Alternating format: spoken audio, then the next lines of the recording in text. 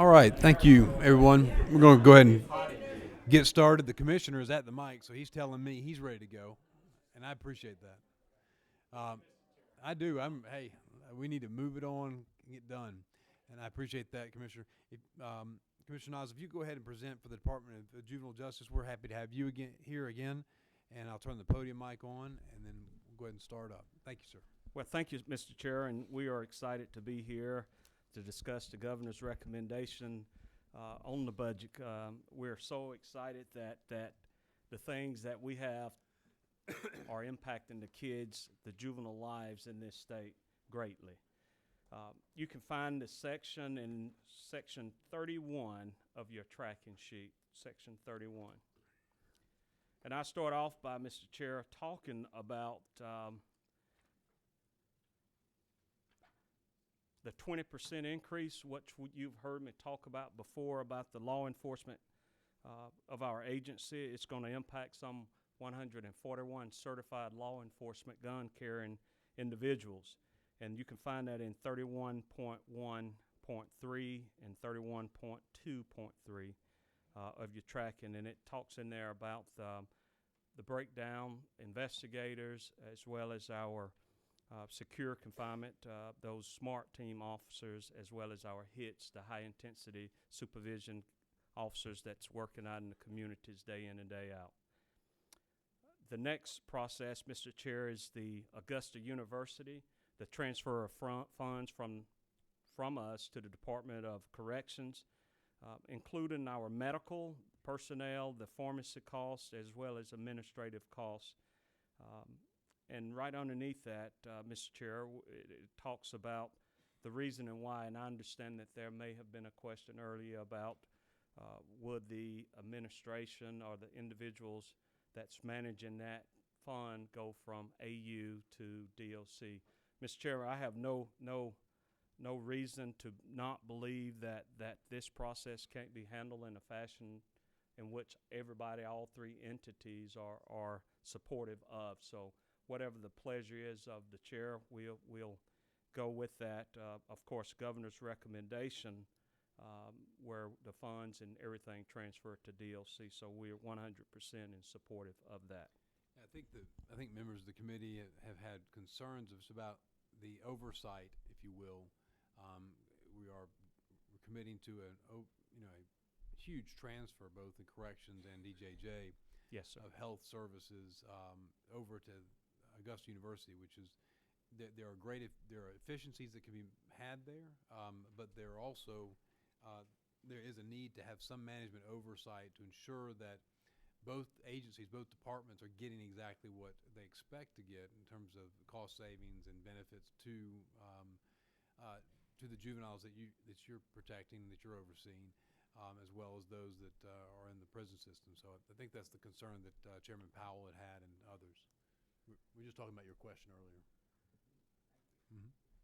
Yes, sir, and if I could add a little bit in that, I think that each one of the agency's head is somewhat involved in the process for simplicity as well as a sense of accountability and transparency with all three of the entities. And rest assured, the most important thing is the watchful oversight to make sure that those kids receive the sufficient medical. So that would be done. On to the next item, Mr. Chair, and you'll find this in section 31.4.5, and it's the Wilkes facility. And of course, Wilkes County is where the facility is going to be located. It's under construction as we speak.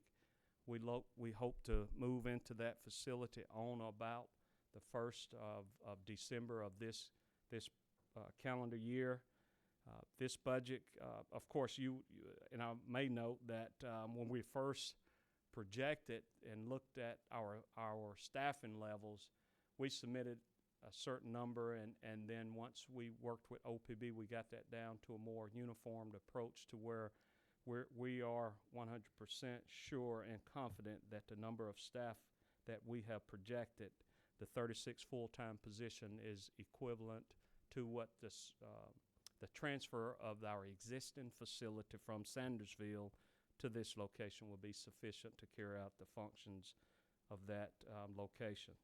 The conditions, the programming, the education, the mental health services, all those will be delivered in a fashion in which all of us are proud of. The next item, Mr. Chair, is Mr. Cruz, let me ask you a question Yes, real sir. quick while we're on this item, because I think you've got one more to go. And the question is that the JCOs will at the new Wilkes RYDC, they are going to have receive their 20% increase. Is that correct? They'll have that as a partial payment, or is that how's that going to work? no, sir, that's a different segment. The 20% increase is for those law enforcement officers that has nothing to do with our correctional officers. And then last year we had given, I think it was 9%, 6% plus a 3. For the JCOs, the juvenile JCOs. correction officer, that is correct. And that's- These individuals, when they relocate from Sandersville, some of those individuals have already received that particular raise when you were fortunate enough to provide that last year. When we hire the new individuals for transfer, and not necessarily transferring, but new hires to the business, they will start out at the 27,342 Okay. mark. Thank you. Yes, sir.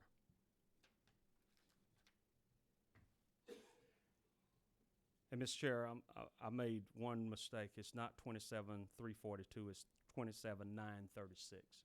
27,936, because we moved them from the 24,322 to the new benchmark of 27,936.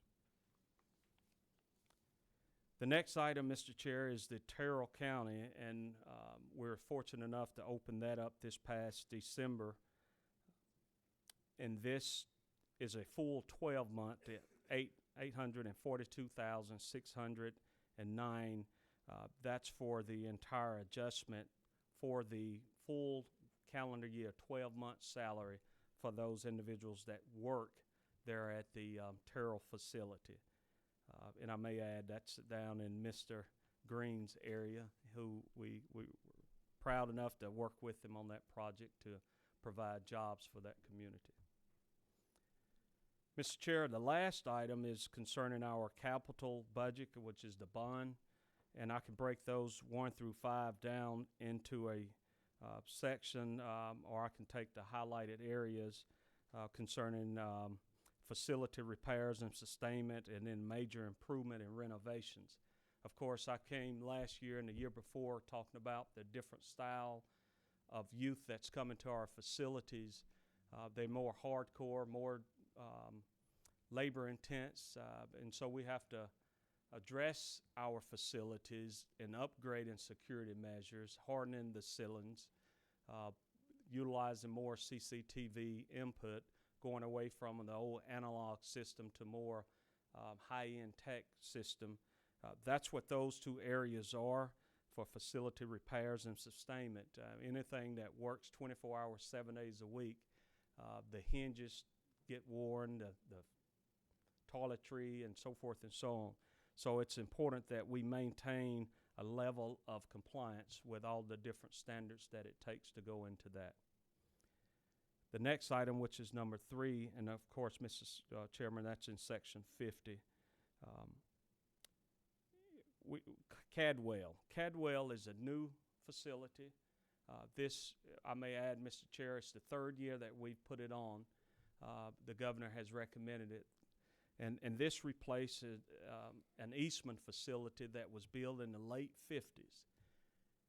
And I may add that a facility ages some 5 years for every 3 years or every single year of operation. That facility that's built in the 50s, you can only imagine how labor intensive it is. And as well as it's a linear style facility, has a lot of issues at furnishing the programs, the delivery of education, and this new modern facility that we're going to relocate or build in the Cadwell area for $22,745,000 is for the construction cost of that. And like I said, it would replace the Eastman facility. The last, or next to the last item, is security upgrade and enhancement.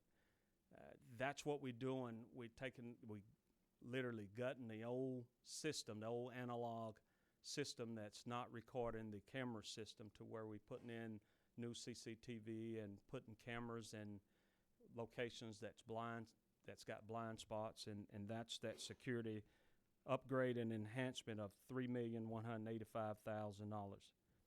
And the last item, Mr. Chair, and you have heard when I first came back in 2012, I think it was.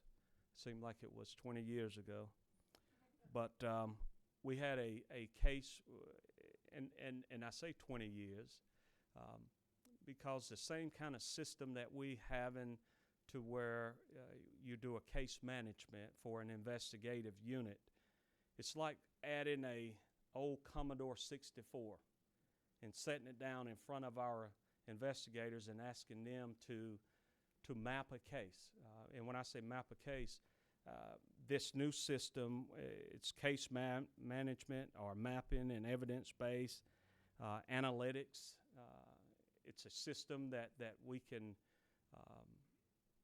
get data and tell our trends, tell what time of the day, if we're going to have an assault, we can pretty much tell where we need to put our staffing, or if there's a trend that we need to train on, this system will tell us that system. A lot of our other partner sister agencies are using this same type of system. So we're excited that the governor supports us on this case management system, and it's going to help us manage the cases, where several years ago we started, and it was some 700 plus, if you all recall, cases that investigation had no way of tracking the status of those cases, and a lot of people Google me to find out what happened with that, and then when they see me, they ask me, what do we do different? Well, we manage cases different. And so this system is somewhat that type that will help us manage and help track our systems. That total bond packet, Mr. Chair, is $33,905,000. That concludes my presentation, and I'll be happy to answer any questions that you may have. Are there questions from members of the committee? All right. Mr. Commissioner, no questions. Thank you very much for your time and your staff's time. I appreciate all of y'all being here today. Yes, sir. Thank you and for the thank work. you much. Yes. Next on our agenda is the Georgia Bureau of Investigation. Director Keenan is here. I saw Ms. Buck is here. Well, you got the whole staff here. I see all the blue badges. They're here to learn, Mr. Chairman. Front and center. So are we. You learn the budget process by watching it go forward. I wanted to start out thanking the chairman and the members of the committee for keeping the governor's recommendation in the FY17 amended budget intact. And then the Senate took a lead from you, and they kept it intact. So we done well. Done well in FY17 amended budget. Just wish they took the lead on everything else we did too. Well, in this case, they did. I've prepared a handout for you, which goes by the tracking document, and I'll be speaking from the handout, and it's got some additional background information on the items that I'm going to talk about in the FY18 budget. And I'll skip over the common statewide changes that apply to us as they do all other agencies, and go immediately to 30.3.3, Forensic Scientific Services. And this is an increase in funds for personal services for the retention and recruitment initiatives for medical examiners, and it speaks to the amount of $533,000. Now, in the past 6 years, we've lost 7 board-certified forensic pathologists. That may not sound like much. When you only have a staff of 13, that's a good turnover rate. The reason why we lose them is that they are a very sought-after commodity nationwide, and we get in a salary war with other states and other medical examiner systems, and they pay the higher salaries. 2.5 years ago, you gave us funding to increase the salaries for the medical examiners, and we implemented that. That has allowed us to keep a good part of our current staff. But at the same time, because of the shortage, the salaries have gone up in other areas of the country. And the last 2 times that we had doctors lined up to come work for us, someone stepped in, offered them higher salaries, and they did not come to the GBI. So with this will give a additional, what we believe will be a competitive salary to recruit the new doctors and also to keep the ones we've got on board so they don't leave us and go to another agency. Also in this budget, under 30.3.4 is the establishment of the Forensic Pathology Fellowship Program. And this is actually an idea that came up 5 years ago from Chairman Jay Powell when he was on this committee, talking about having a relationship with a university system for us to have doctors go through training and then be available to be hired by the state of Georgia. And we've been working since that time with Augusta University to set up the fellowship program. And it's a very detailed process. We have got approval from the National Academy that handles all of the fellowship programs, as well as Augusta University, and we're waiting now for the funding. If you will look at the bottom chart here, I've laid out the pathway of what it takes to become a forensic pathologist, board-certified forensic pathologist, who then becomes a medical examiner. And as you can see, it requires a tremendous amount of specialized training. The last step being the Forensic Pathology Fellowship, which is a year-long program. And in this program, we're in partnership with Augusta University. The fellow comes and works at GBI with the doctors, and we put them through the various steps so that they complete their fellowship. Then they're eligible to take their final board for it to become a board-certified forensic pathologist. Then they go on the job market to be hired. And if we had any vacancies or new positions to fill, that would give us the opportunity to offer them up a job opportunity at an agency they're already have been working at for the past year. The also have included in there some information over the medical examiner statistics.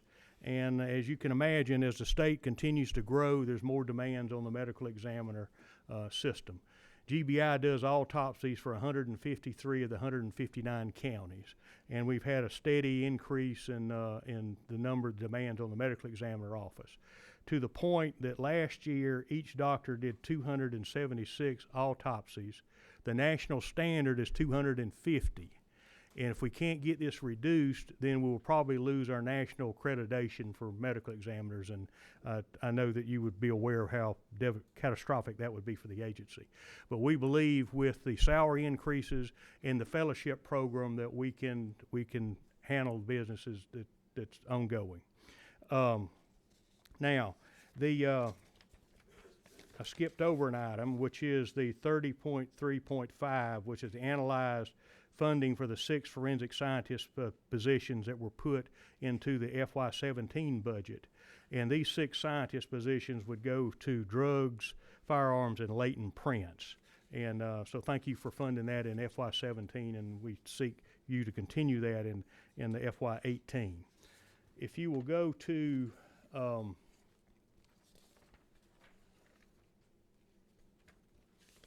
get over a page. We got a section in here also on the FY18 governor's budget, 30.4.3, which is investigative services. That's our GBI special agents, and this includes the annualized cost for the 20% pay increase for our GBI agents. And as I pointed out previously, when the governor and the leadership of the House and the Senate announced that they were going to pursue a 20% pay increase for state-level law enforcement, our applications increased by 74%. To give you an idea of the impact, just the announcement of a forthcoming pay increase has on our recruitment ability.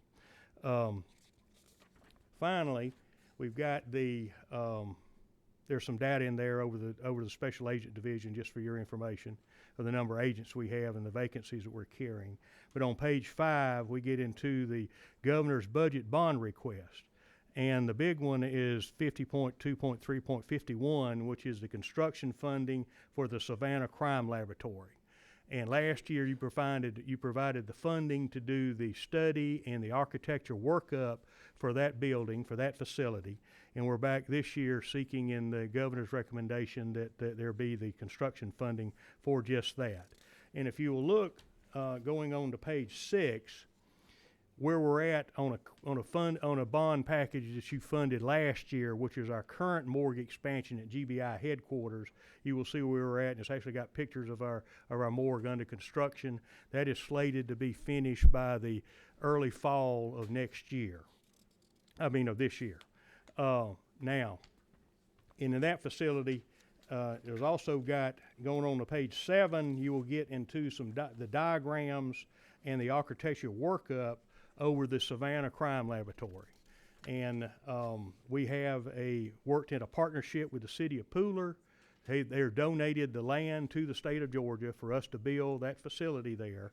And it's ideally located because it's between I-95 and I-16, very convenient for the 20-something counties that we service in that area. We're building the crime laboratory and the morgue for the future, and we're basically going to double the size of our existing capacity and put them in a new building. And as that population, and as you know, it's growing tremendously in the coastal area there, around the Port of Savannah, as that continues to increase, then we will be able to increase the capacity of the staffing at the crime laboratory to handle the area handle the crime in that area. So that is, Mr. Chairman, that's my presentation. I appreciate the support which this committee has given the GBI Crime Lab and the other divisions over the past few years, and we're making tremendous progress. All right, questions from members of the committee. Floor leader. Commissioner, thank you, Mr. Director. Excuse Yes, me. sir. I didn't want to demote you there. Appreciate you being here. I just have one quick question. I was sitting here looking at the investigative division and things like that, and this was just something that you and I have talked about in the past. If I'm reading this right, on the financial auditors, we're Yes, not sir. looking for any more, or are we? Well, yes, sir. Well, you're always probably looking, but it's not in there, right? Yes, sir. No, sir. What I do very seriously is prioritize what the needs are of the agency. Sure. And we do need financial auditors. I do need special agents. I do need intelligence analysts. But the number one priority at this point has got to be additional scientists in the crime lab. Right. And that is what I have made known to the governor, and he supported that with the 6 new scientists. So anytime you ask me what the priority is, it's going to be, at this point, it's going to be crime lab. Sure, and I understand that. I think it's something, though, as we're seeing more and more and more of the white collar sort of thing going on or whatever, that's something that I think we're going to have to address in the future. Yes, sir. So, Thank good. you. Thank you. Thank you. Other questions from members of the committee? All right. Well, Mr. Director, there's no other questions. We appreciate the Yes, sir. concise budget request and Yes, sir. an update on the Pooler plans as well. I think that's important. Yes, sir. Thank you. Thank you very much. Thank you. All right.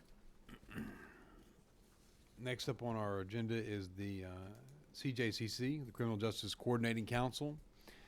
Executive Director and my former colleague Jay Neal is here. And we also have Steve Hatfield, Deputy Director.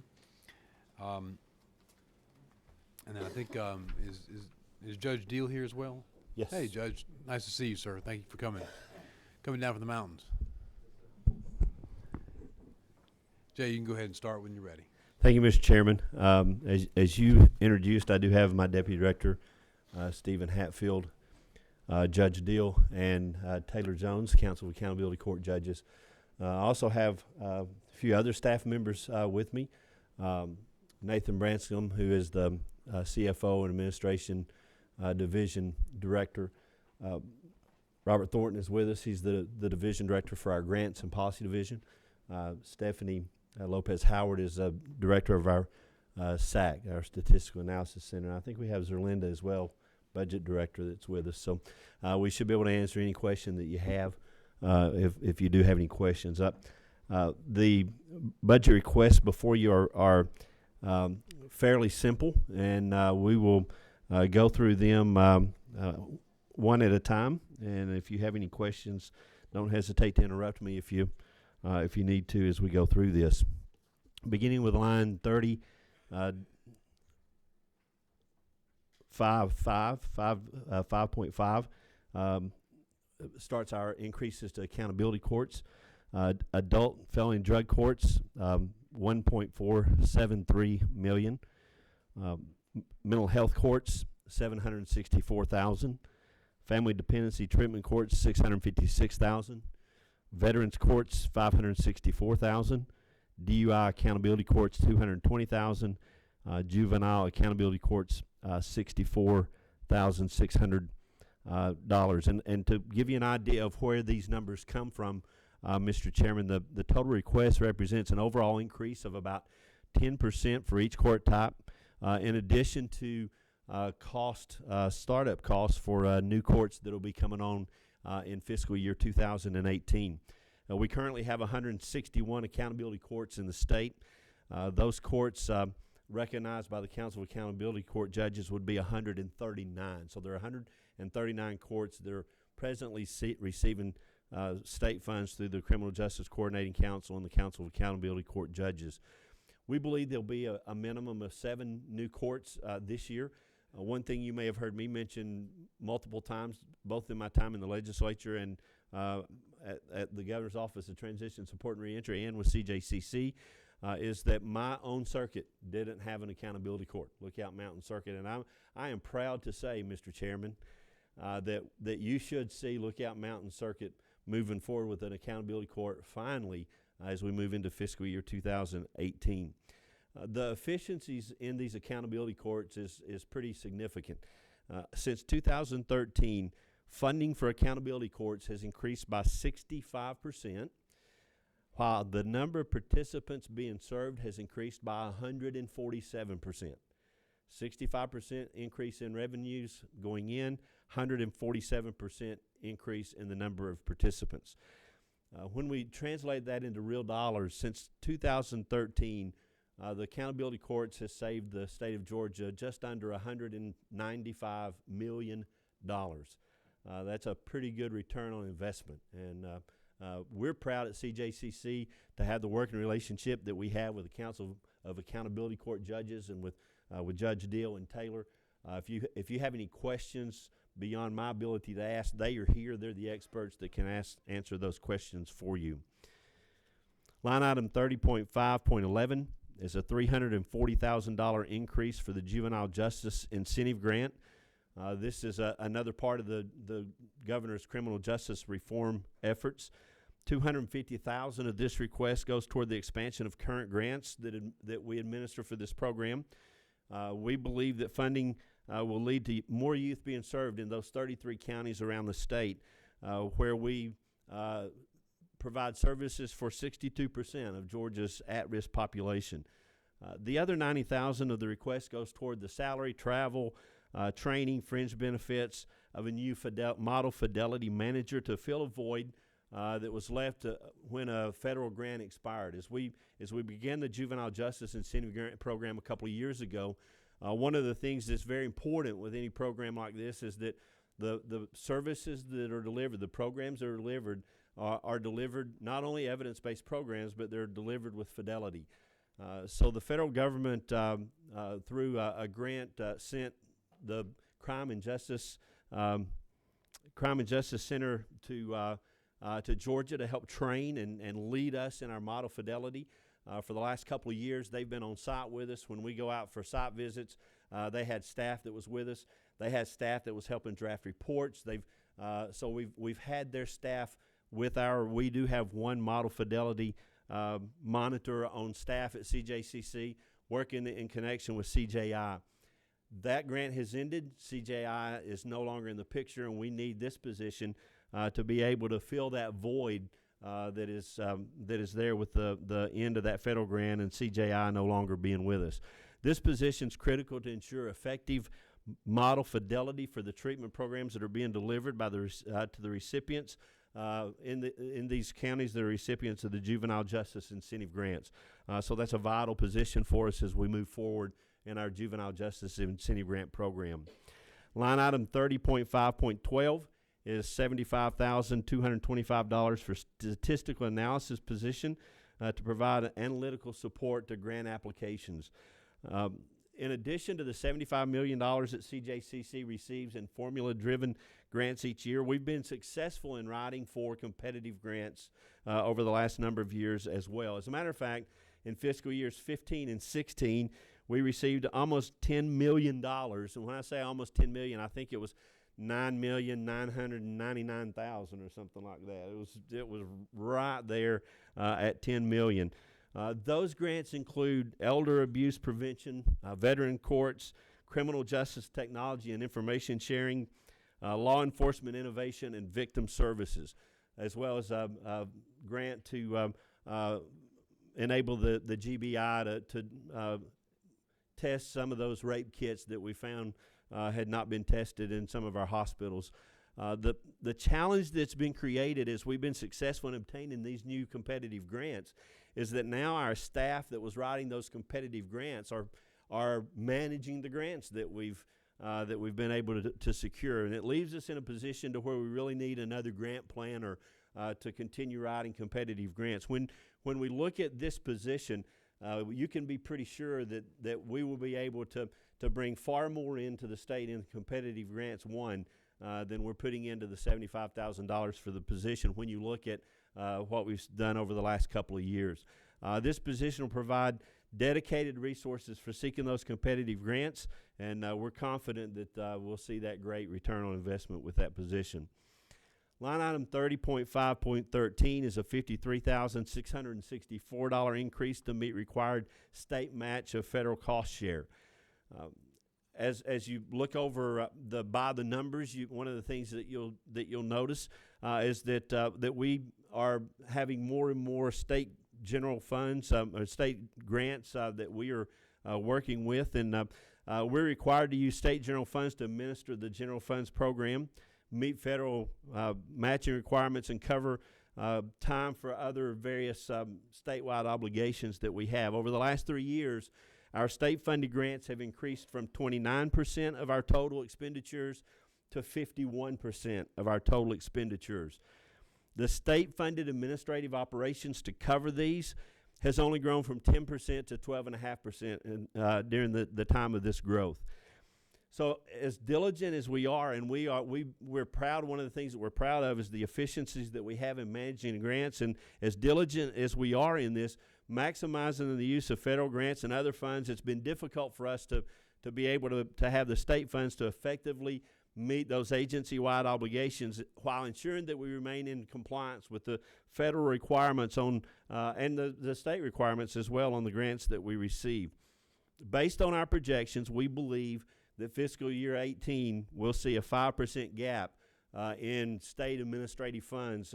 That's where the $53,664 comes in to plug that gap in our state administrative funds. Line item 30.6.1 is $81,000 for an accountability court Council of Accountability Court Judges treatment specialist to monitor the accountability court treatment providers and provide technical assistance to the courts. Much like the Juvenile Justice Incentive Grant, it's important that evidence-based programs are being utilized and they're being delivered with fidelity. The purpose of this treatment position, specialist position, is to monitor these CJCC, CACJ funded, I think I got that right, funded accountability court treatment that's being delivered. The CACJ provides evidence-based training, treatment training to the courts for things such as cognitive behavior therapy, moral recognition therapy, and thinking for change. This position will ensure that that these programs are being performed with fidelity.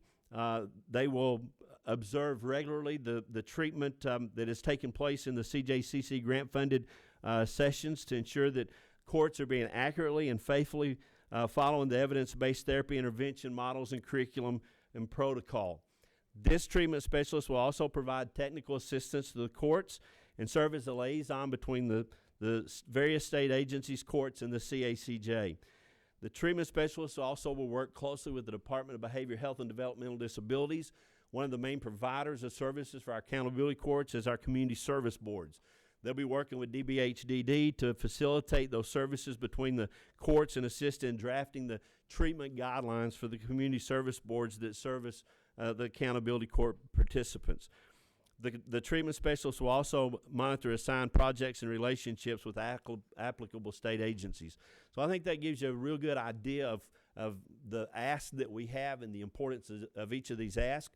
I would be happy to answer any questions you may have or defer to the experts that I have with me if I'm not able to answer those questions. Thank you, Director Neal. So let me ask you a question about the line item at 30.5.11. This deals with the increase for the juvenile justice incentive grants and a new fidelity manager. So can you break that out into two different things? We're talking about the grants and then the fidelity manager. Can you just separate those items out for us? So 250,000 of that 340 will be for the grant itself. That'll be funds used to go to the 33 counties that are presently working within the Juvenile Justice Incentive Grant Program. That will allow them to be able to provide more services or treat more participants within their programs. Mm-hmm. The other 90,000 will be for the salary, the fringe benefits, the travel, and the other costs associated with the fidelity monitor. Is it 90 or 70,000? 90,000. 250 goes to the program, and 90,000 to the model fidelity coordinator. And that is for salary, travel, training, fringe benefits, other costs. Okay. Now, explain, if you would, explain to me how the model fidelity coordinator is going to ensure, based upon the title, I'm inferring from this that the coordinator is going to ensure that there's benefit in terms of receipt of the grant money. The grant money is actually being applied where it should be. So how is that going to be performed? How is that individual going to do that? So one of the critical things that, before coming to GOTSR and then to CJCC, I was a program director or a campus director of a residential drug treatment program. One of the things that's important when you provide services is that you're utilizing evidence-based services. It's critical that you use evidence-based services, and it's a requirement in our Juvenile Justice Incentive Grant Program. And if you use so evidence-based services are those that over time have proven to be effective. Correct. Okay. But if you're using an evidence-based curriculum and you're not using the right dosage or the right timing, or you're not delivering in the right manner, then you lose the benefit that has been established over time of that evidence-based program. So one of the things that we do with the compliance monitor is the compliance monitor actually attends those sessions, observes the curriculum to assure that the curriculum is being delivered, observes the facilitator to make sure the facilitator is utilizing the practices that are necessary to be able to deliver those programs with fidelity.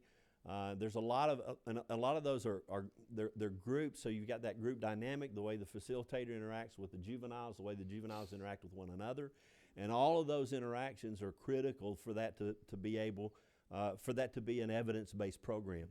So the compliance monitor will sit in the back of the room and observe, take notes as they're observing, notice things that are done well, notice things that are not done well. We'll then put together a report, and that report comes back to the treatment provider and to the court that treatment provider is providing services for. And then at line 30.512, you're wanting to increase funds for a statistical analyst position. The way I'm hearing this is someone that's going to actually oversee and administer the grants that CJCC is issuing, or is this person going to go solicit additional grant money from the federal government or other locations? This person will be writing grant applications. There may be some other, and Stephanie may be able to address that, or Nathan may be able to address that a little bit more, but this will be a grant planner in Stephanie's shop that will be actually writing those competitive grants. And obviously, as the grants come in, these grant planners are also involved in the managing of those grants as well. we're just at a place with our existing grants that we've got over the last couple of years that our planners are managing grants and don't have the capacity to be writing additional grant applications. How many grant applications did CJCC apply for on behalf of the state of Georgia last year? 12 competitive grants. And then the year before that? It's been averaging 10 to 12 in the past 3 or 4 fiscal years. And so you're requesting to create a position to make 10 to 12 grant applications a year. That seems to me, being a layperson and not fully appreciating the breadth of the grant, but that seems to me to be using a sledgehammer to kill a gnat. You want to employ a new position, and the taxpayers to pay for that for someone that's applying for 12 grants a year. So I need to understand that a little bit better. So over the last 2 years, we have secured $10 million in federal grants, and those grant planners that are writing those grant applications, once we get those grants, they become the grant managers and continue managing those grants through the process. So we're saying that every time we get a grant awarded of any significance? No, when's the last time we asked for a grant planner? Yep. We've never asked for a grant planner. We've just done it with the state funds that we have available. But as we've gotten some of these grants over the past 3 years, the 10 to 12 a year, they have to administer those grants, and that takes their time up each year of going to meetings, coordinating. We use sexual assault response teams where we go out to APD and convene groups, and we do that throughout the year, which takes up their time. And now they're not able to write those grants anymore and go after those new opportunities. Okay. A question from Representative Williams. Thank you, Mr. Chairman. Let me make sure you're saying that about $10 million, Neil, as a result of the grant writer, you've seen about $10 million return. That kind of, okay. In the last 2 fiscal years. In the last 2 fiscal years. That kind of answered my original question. But I did want to mention to the chairman, when he said a sledgehammer on a gnat, you hadn't seen the Liberty County gnats lately, have you, Chairman? No, I know you invited me to come down and see them, though. I'll take you up on that offer. Probably do it during the winter. Yeah. Well, but the point is that with the staff you've had, you've been able to secure these, and so we're looking to add another position for that. And then the other was, the question I had was dealing with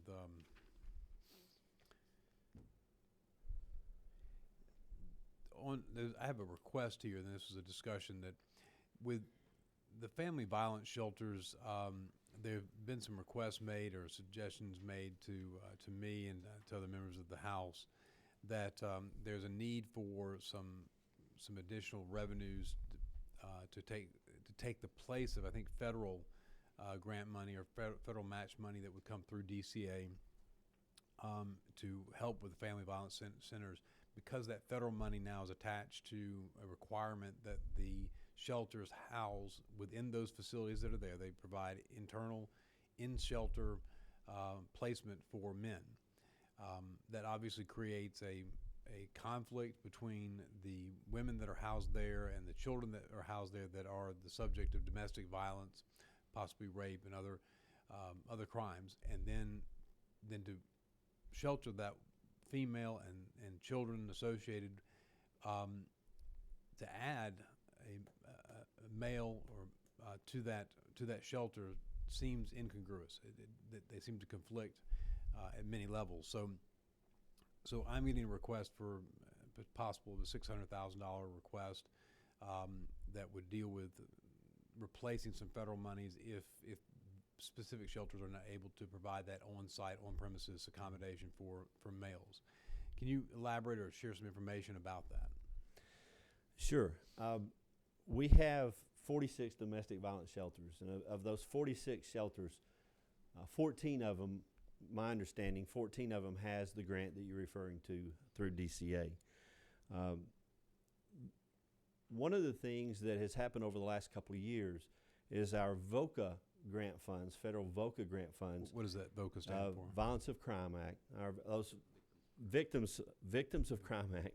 Our Victims of Crime Act funding has went from 13 million to 68 million in the last 3 years. So we have rolled out over the last couple years. I think it was 16 million, 18 million of 3-year grants for our subgrantees to apply for. We plan to increase by another 20 million this year. Those RFPs should go out probably in April. The 46 domestic violence shelters, if they need that funding, can certainly apply through our VOCA RFP for that funding. And I know what you're referring to is $600,000 to be a state match for the VOCA funds, and I think they're looking at $12,500 for each of the 46 shelters in state funds, and then $50,000 in VOCA funds. One of the things that we believe is that if shelters are interested, they can apply for those funds through VOCA. There is a waiver that can be applied for on the state funds, and while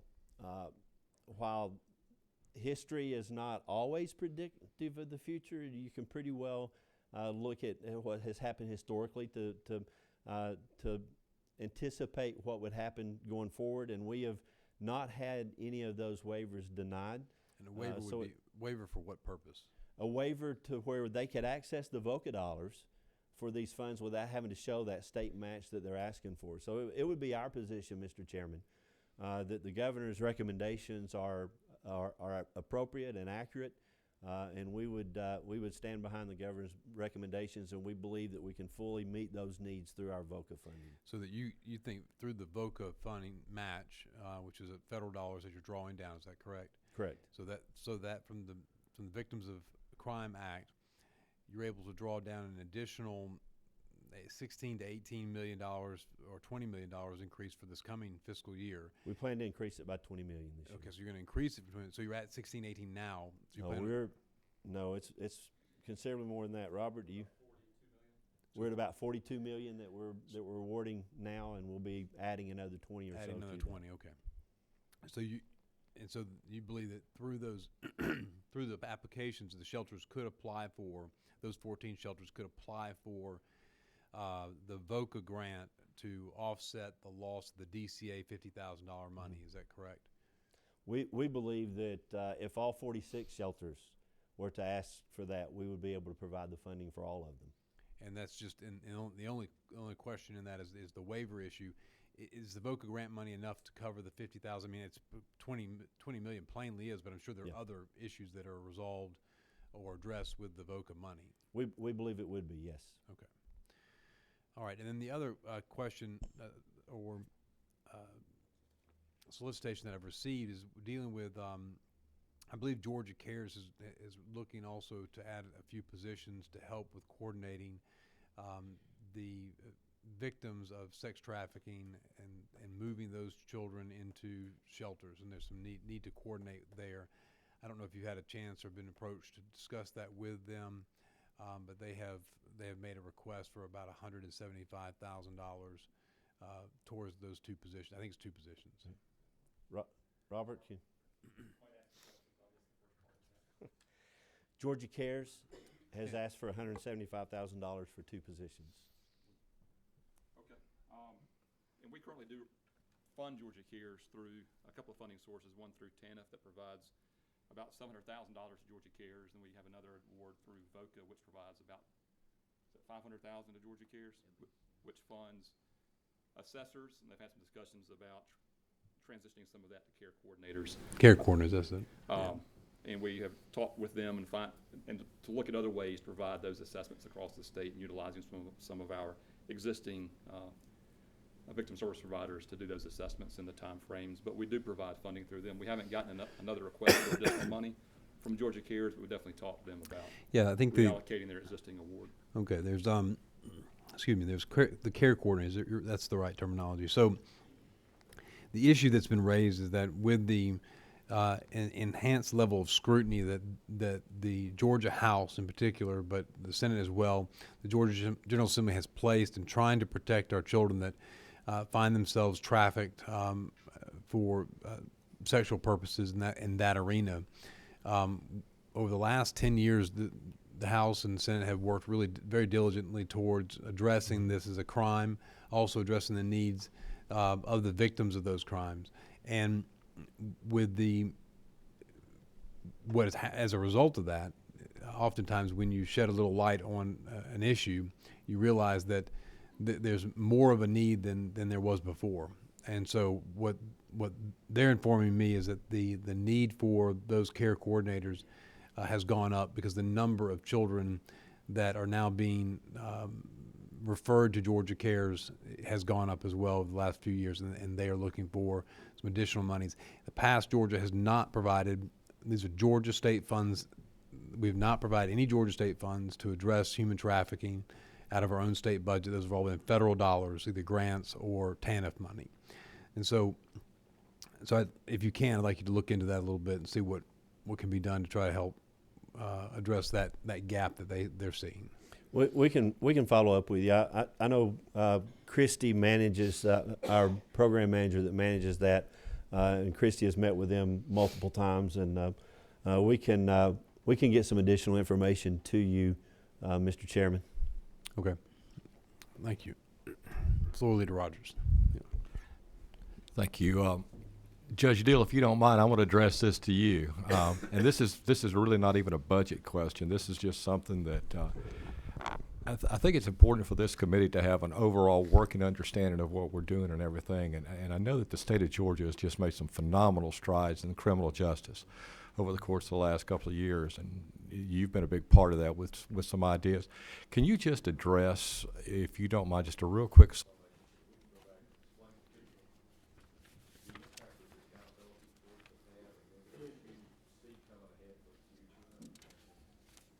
caught you off guard, and if it did, I'm sorry, but I just think it's a great program, and I just like to hear a summation of it, if you don't mind.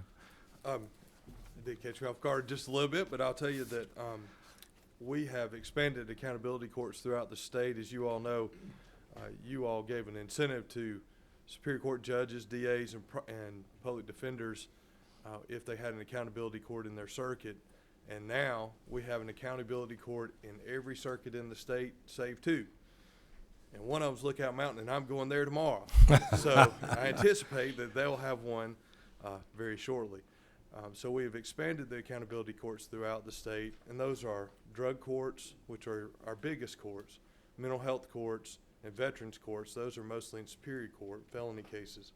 We also have DUI courts, or operating under the influence courts, and family treatment courts that deal with parents whose drug abuse issues are causing them problems where they're losing their kids and their kids are going into state custody. So all of those things affect the state's bottom line. As you all remember, I think it was House Bill 1176 was passed some years ago. At that time, it was predicted that the state prison population was going to grow by 8%. It hasn't grown. In fact, it's gone down. I can't say that it's just because of accountability courts, but I certainly think accountability courts have played a huge role in that leveling off of the state prison system, and the number of people that commit the crimes that would go into accountability courts, their admissions into prison has dropped tremendously because they're going into accountability courts. So it's probably a fair assessment to say that you'd like to see them obviously continue, but maybe possibly expand and be another alternative. Yes, sir. I think that it's a wise investment of the state's resources. We started these courts in all of these jurisdictions. Many of them are young and are growing, and that's part of our fund request, is to grow those courts. We find efficiency, there's some efficiencies in size. If you're serving 12 people, you can serve 24 people for just about the same cost or just a little bit more. But the state realizes much greater gains by increasing the number of people served in accountability courts. And it's probably also true that a number of other states have looked at the state of Georgia and kind of modeled some of their programs after that and come to us for advice. They have. As you all know, Justice Mike Boggs now. He's one of the co-chairman of the council, or the Criminal Justice Reform Council. He goes and speaks all over the nation a lot about the money that's spent for accountability courts. I believe it was 2 years ago that the governor was recognized as the Governor of the Year by the National Association of Drug Court Professionals out in California. We are a model for other states throughout the nation. We have the Council of Accountability Court Judges is a unique organization. I don't think there's another one like it throughout the nation of an organization to manage accountability courts. Thank you, sir. Yes, sir. Thank you. I'll follow up, Judge Deal, if I could. Just as a question about the time commitment, can you explain a little bit to the committee the time commitment that a accountability judge has to, the burden of that time commitment for managing the case? Is it more significant than than the standard caseload that judges encounter, or is it less? And could you just kind of give us some sense of the working caseload that you have with the accountability course as it's compared to your traditional calendar? Sure. It is a substantial time commitment. I found that in my practice that when I make my calendar out, the first thing that goes on my calendar is drug court. Here are the days you're doing drug court, and then everything else fits around it. So for instance, I have drug court every Friday in Hall County. So you don't have a trial on Friday. You may stay late Thursday night, or you may come in Monday morning to catch up, but Friday is drug court. So it takes a substantial commitment. The certification and requirements say that a judge should spend 3 minutes per participant in their review. So you can imagine if you have 30 participants, you're supposed to spend 90 minutes talking to them every time they come to court. And these folks are in the programs for, generally it's 24 months that a person's in an accountability court for felony drug court. So you can imagine seeing them twice a month for 2 years and spending 3 minutes every time you see them at a minimum. So it's a substantial commitment, not counting the time you spend staffing those cases, dealing with all the management of your personnel and counseling and the contracts and all those things. So it's a substantial time commitment. I know I spend a lot of time doing that. Thank you. Mr. Chairman, can I just add one thing Yes, on sir. the accountability courts? If you all have not been to an accountability court graduation, you need to go and see the results and the impact that accountability court has on the participants and on their families. That's something you definitely need to make sure that you do. Also, I'd like if I could, for Robert, our grants division manager, to share a little bit more about about this planner position that we requested. Okay. Thank you. I'll try to be quick. I know you guys had a lot of questions about the planner position. In our division, we work on many federal grants and state grants, so we bill kind of like attorneys. Our time that we spend on each grant program, we have to say what grant we're working on and justify that to the federal government. So any work that we do when we apply for a grant has to be charged to state funds. So although we ask for one position to address grant applications, that would be spread out over numerous planners that would work on their subject matter expertise. So when they go after a grant, we may have a team of 2 or 3 that are really working to coordinate the efforts among different state agencies and local agencies. So it's a lot of time involved, not just in writing it, but planning it and coordinating that. And right now it's grant season. We have a lot of cyclical work, so grant season from the federal government starts in December and goes through May. So a lot of our staff are working overtime. They may not get paid for overtime. They get comp time if they are exempt from FLSA, or they're building up their FLSA hours if they're not. But it's a lot of work, and I'm afraid that there are times where we have to prioritize which grants that we go after and prioritize which ones that we throw the most effort at. And those are the ones that will have the most chance of being successful. But if we don't have the available state dollars to throw at that effort, then there may be some that we may not get or some that we can't put as much time into. Another thing that our staff does that we have to charge against state dollars is provide assistance to local agencies that may be looking at federal grants that they want to apply for. And over the years, we have partnered with local agencies in making applications for federal grant programs and successful at a number of those. One of those is an elder abuse program in Savannah that we were able to partner with them, and they're operating an elder abuse program there, targeting that heinous crime.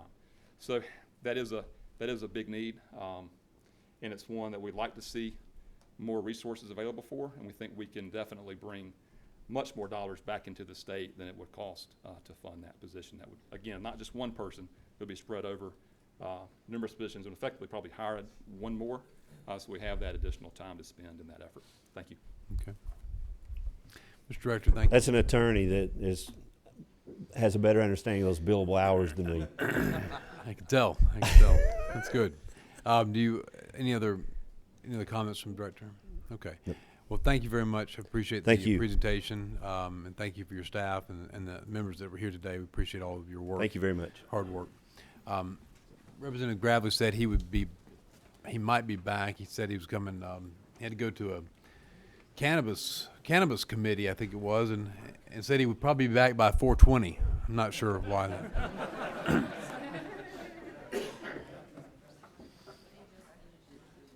Oh, they finished up? Did they have some chips there? Okay. All right, brownies, chips.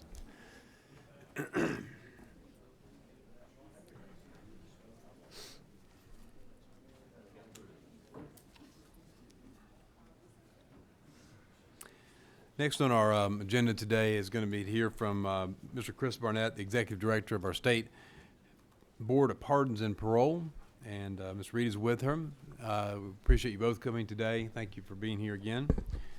So what we've been, I don't know, Chris, if you were outside and you heard us talk, we just wanted to kind of focus on the adjustments in the budget that's been requested as opposed to the general overview. Absolutely, sir. Okay. Thank you for allowing me to be here.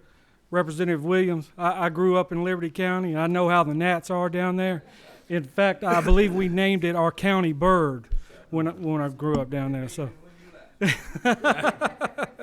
probably the same ones. Well, if the chair would allow me and the committee members, I'd like to introduce a few of my staff that are here with me today. To my right is Miss Lisa Reed, our budget director. To my left is Kim Patton Johnson. She is our government relations director. My right hand and left hand is Miss Rita Rocker, the Deputy Executive Director for the State Board of Pardons and Paroles. And then either the most loved or the most hated man in state government, that'd be Mr. Bubba Williams. He's our Clemency Director. And I say that because he signs all the parole certificates as well as all the denial letters that go out. So you either love him or hate him. But Mr. Chairman, as you spoke, our budget begins on section 35, which I believe is page 12 in your tracking document. As you see, we have a number of changes in the FY18 budget. A number of those are statewide changes or multi-agency changes, only two of which are unique to the agency. So if it's okay with the chair, I'll touch on those two unique to the agency and then field any questions from there. Go ahead. Yes, okay. Sir.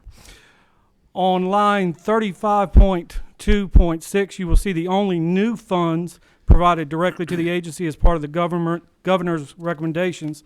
This is a $156,440 increase for 2 additional hearing examiner positions. These individuals are post-certified law enforcement officers that prepare the cases for board review. They also serve as duty officers after hours for the parole board. They provide security for the board when necessary, and they also participate in law enforcement operations throughout the state.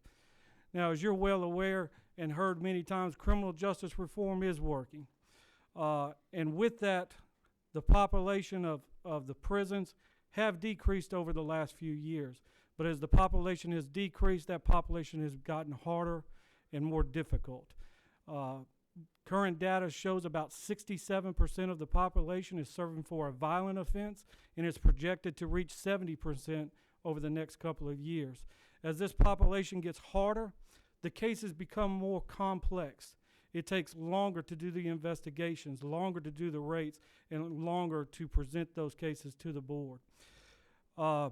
Recognizing those challenges in the last couple of years, we realized that before we came across the street and asked for any additional funds or resources, we needed to make sure that we were looking internally and maximizing our efficiencies.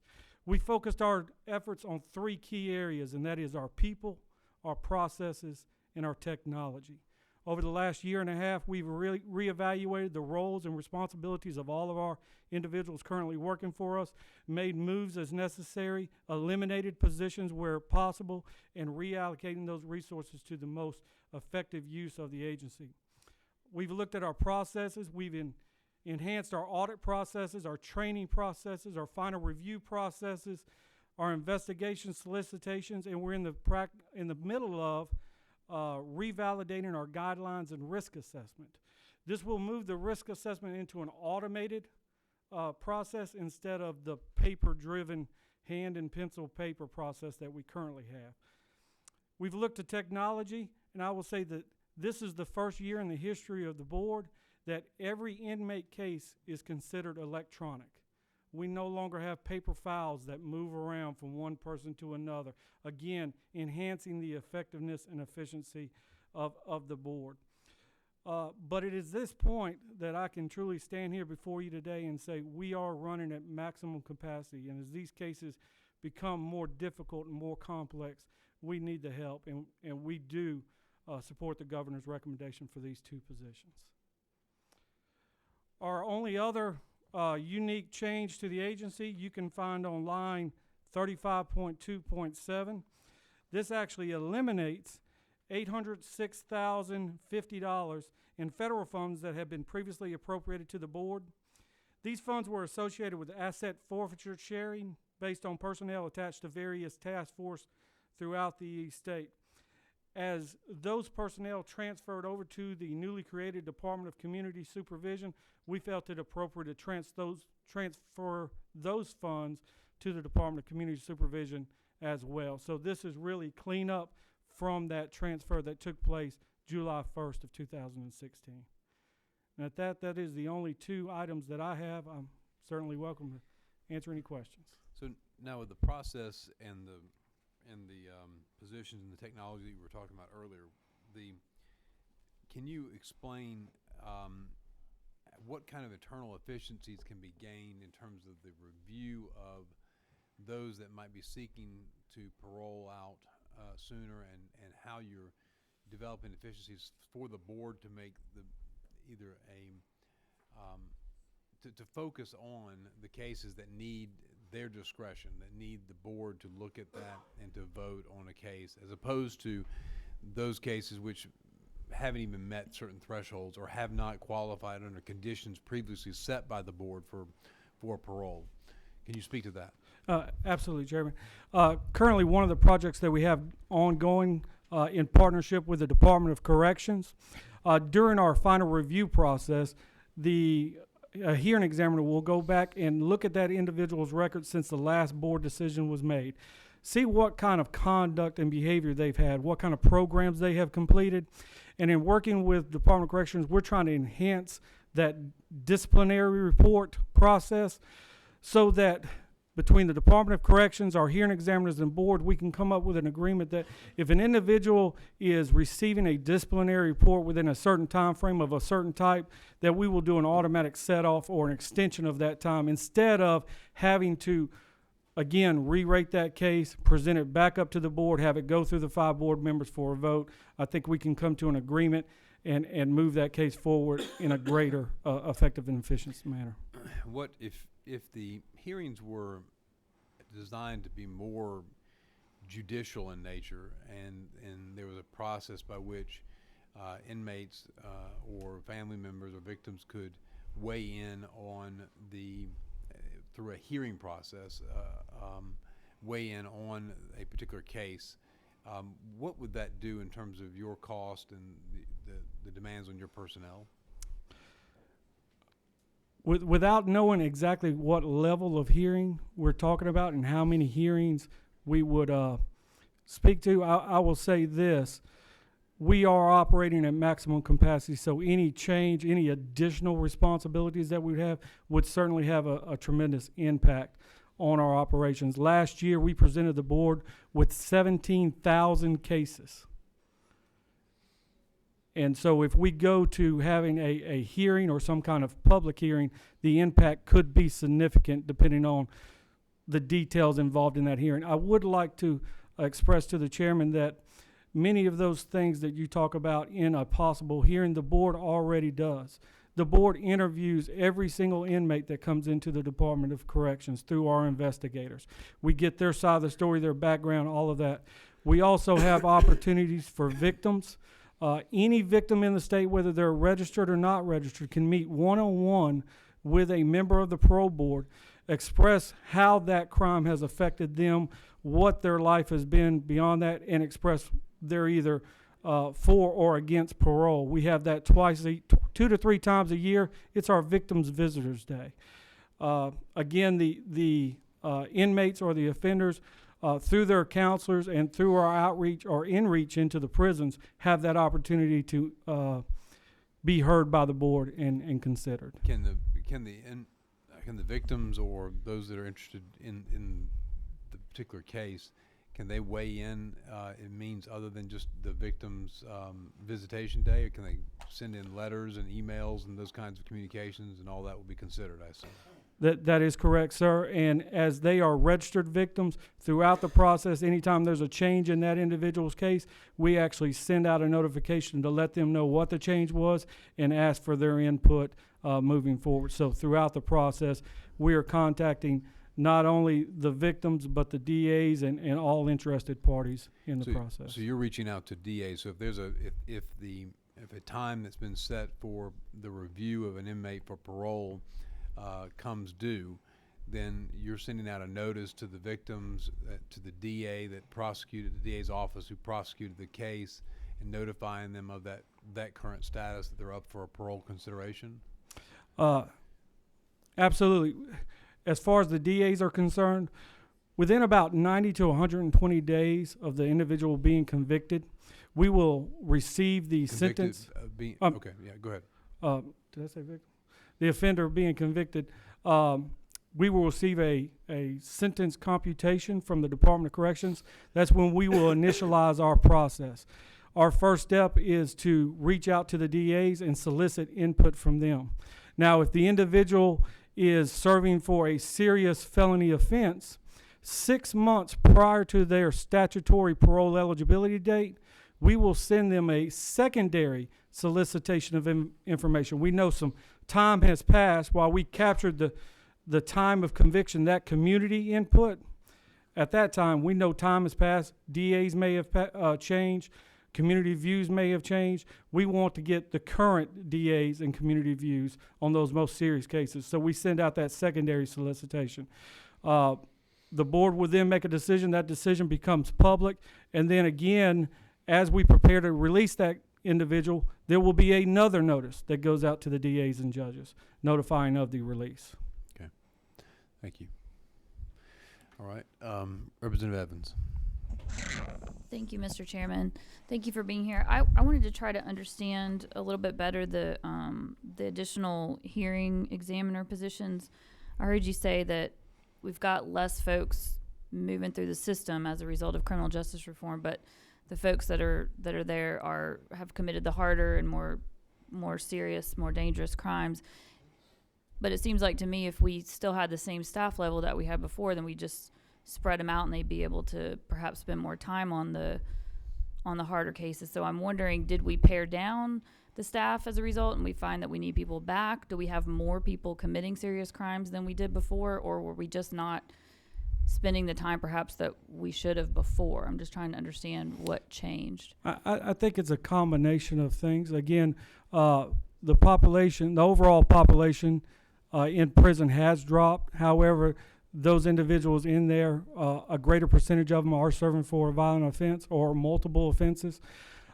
Internally, because we're dealing with more complex cases, we have put in auditing capabilities as well as enhancing our final reviews to make sure that we're providing the greatest quality and detail to the board so they can make the most informed decision possible. So some of the requests can be looked at because of internal efforts to make sure that we're providing quality information to the board and quality product to the citizens of Georgia. We need additional help. We're just trying to get better. Yes, ma'am. Yes, ma'am. Thank you. Isn't it also true that, that there was a consolidation, so you have lost some staff that was rolled over into community supervision? And I don't know if that affects your review of paroles, but with the formation of the Department of Community Supervision, that also has interplayed with your staffing and managing that out, so that there was a need, I think, both for the Department of Community Supervision and pardons and paroles to have some period of adjustment to see how the new implementation of those of the new department would have and the impacts it would have on your department. Let that play out, because I know that the Department of Community Services has submitted flat budgets the previous 2 years in order to let things sift out and see what they really needed at the end of that period. Did that affect, or does that play into your examiners? Absolutely. We followed suit. Again, for the last 2 years, we've provided flat budgets. Again, we wanted to make sure that we were maximizing the efficiencies internally before we came forward and asked for any additional funds. We have eliminated positions that we felt would be better utilized, not only just administrative positions, but all the way through the senior staff and executive team. We've eliminated positions to apply the best quality product to the board and to the citizens of Georgia. All right. Thank you, sir. I don't see any more questions from members of the committee. We appreciate your time. Mr. Barnett, thank you for coming. Lisa, good to see you as well. Thank you for being here, and your staff. Appreciate all of you coming. And I need to get, is it Bubba's card? Yes. I need Bubba's card later. Thank you very much. Yes. All right, next on our agenda, and we're a little ahead of schedule, which is good. We would like to hear from the Emergency Management Agency. So we have GEMA, Homer Bryson, the new director. Familiar face to this committee, but nice to see him here. We are privileged. This committee has worked so hard and has been very thorough in its analysis that we have adopted a new agency to review, which is GEMA, and we appreciate the opportunity to do so. There's obviously inherent ties between public safety and emergency response and the management of that response. So we are honored to have Homer back again to present to us, and we're expecting his usual 2-minute presentation. It'll be, I can certainly do that, Mr. Chairman. Thank you, Mr. Chairman, committee members. It's a pleasure to be here in front of you today, and it's good to be back with public safety. I've grown up in public safety, and it's who I am. It's what I believe in, and it means that I'm a perfect fit at GEMA Homeland Security, because that's the mission that we're in. We're in the business of public safety and protecting life and property in our state, and we do that in a number of different ways. It's kind of unique. We do it by sort of directing our state efforts related to prevention, preparedness, mitigation, response, and recovery. And what I like to say, and what I've told local EMA directors, is if you get into an issue, if you feel like you don't have a good answer to an issue in your county, call us. Whether it's under our purview or not, we're here to serve. And we're going to do the best we can to provide you with the resources that you need to meet your local constituents' needs. Been extremely busy in the agency since I've been there. Was not the start that I expected, but the reality is my learning curve has been speeded up pretty rapidly, and I know a lot more about FEMA already than I anticipated I would at this point in my career there. We're a small agency, 116 employees, so we're sort of a switchboard, so to speak. Counties call us with requests for help. We know where those resources in the state are to respond and help, and that's our mission and that's our goal. You're not going to see a convoy of trucks coming down the highway with GEMA written on the side of it. But what you're going to see is us on the telephone working to have a convoy of trucks coming down the highway from Georgia DOT, Georgia Forestry, Department of Corrections, Public Safety, DNR. And it's our job to build those relationships with our state partners and our volunteer partners to ensure that we've got the relationship that we can get the response to communities when they need them. And I'm pretty proud of what we've done over the last several months. We've got all except one of our leadership team here with us, and I just wanted to take a minute to introduce them. amongst all the state emergencies and federal declarations we've had over the last several weeks, we managed to reorganize internally while that was going on. And I think that we're a much more effective and efficient organization with the reorg that we just did internally. A lot of new faces at GEMA Homeland Security in addition to just me. Seporia here is our finance director. She's been with the agency for 16 years. Catherine here is our new chief of staff. Thomas, we call him Moose, and so y'all just call him Moose. He is our deputy director of emergency management. Our Homeland Security director, he's on vacation this week because he's selling his house and moving up here because he's so new in the job. Joey here, Joey's our agency attorney, and Mark Sexton. Mark is really the newbie. He's only been here just a few weeks. We brought Mark over from DJJ, and he is our finance and administration director. So this is our leadership team. And outside of Seporia, the person with the most tenure in the agency is 18 months. So it's a unique opportunity for us in our roles to look at what we do and how we do it. We're not tied to business as usual from the past. So we want to look at how we do business and the opportunities to expand and grow and provide a better product for the community. I think we do a great job when it comes to emergency management. We've been doing that for many, many years. The new portion within our agency is Homeland Security. Our partner there, to a large extent, is a GBI. We partner at GSAC with them. And we're looking, I've spoken with Director Keenan. He was in earlier today. I've spoken with him weekly since I've been in this position. And we're committed to working together to see what we can do to enhance Homeland Security in our state. And so I'm looking forward to what we can sort of strategize on over the spring and summer and perhaps come to you with next year. But for this year, looking at our budget on your tracking sheet, I think we start at 27.5. Very small budget. I went from one of the largest budgets in the state at corrections to one of the smallest. There are 4 statewide changes that I'm sure you've heard from all the other agencies that affect us as an agency. And there's only 2 changes that are specific to our agency.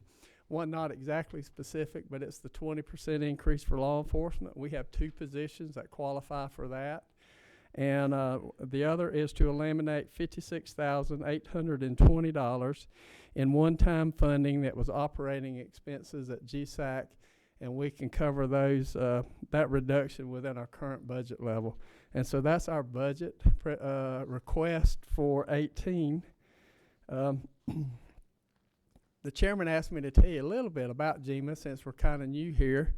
And so if you could flip back in the PowerPoint to this slide here, if you have that. If we were a NASCAR team, we would call this our sponsor list. And sort of the way emergency management is organized in our state is there's a state emergency operations plan, which is broken up into 15 emergency support functions. Each one of those functions has state agencies assigned as the primary agency responsible for that function, and their secondary agencies assigned to assist with those functions.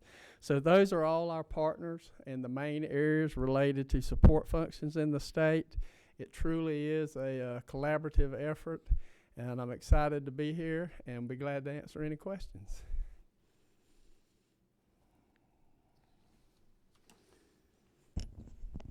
Chairman Green.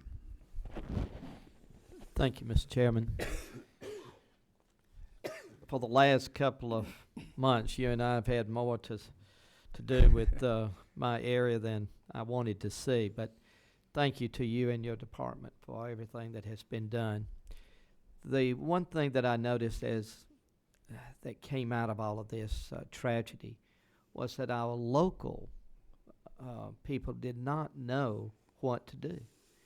And I want us to figure out some way to change that in our throughout the state.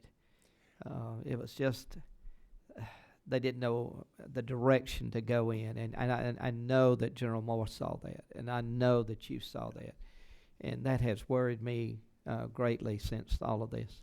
And we have spoken internally about that on several times, and I truly believe that moving forward, that we're going to have to build out our capacity when it comes to training related to the specifics of requests and how you ask for assistance and what's involved when you ask for assistance and what does it mean when you get a federal disaster declaration, whether it's for individual assistance or public assistance.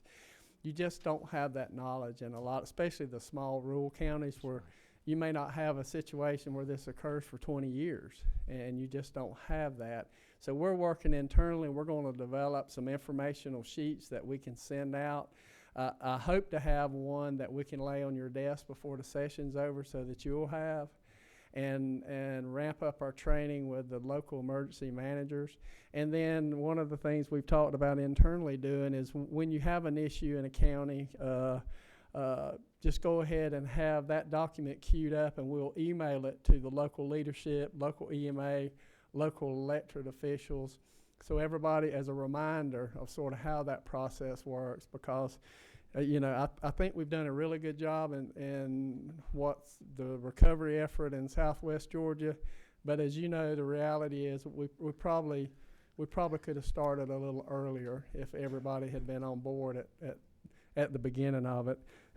And just as an update on that at this point, we do have 8 counties now that have received the Presidential Disaster Declaration for individual assistance, and we've got 13 counties that have received the declaration for public assistance. So we've made a lot of headway in that. Over 4,500 individuals in that area have registered with FEMA now, and FEMA has actually to date issued $1.8 million to citizens in that area that were impacted. So long way to go, a lot more to do, but I think we've got it moving in the right direction.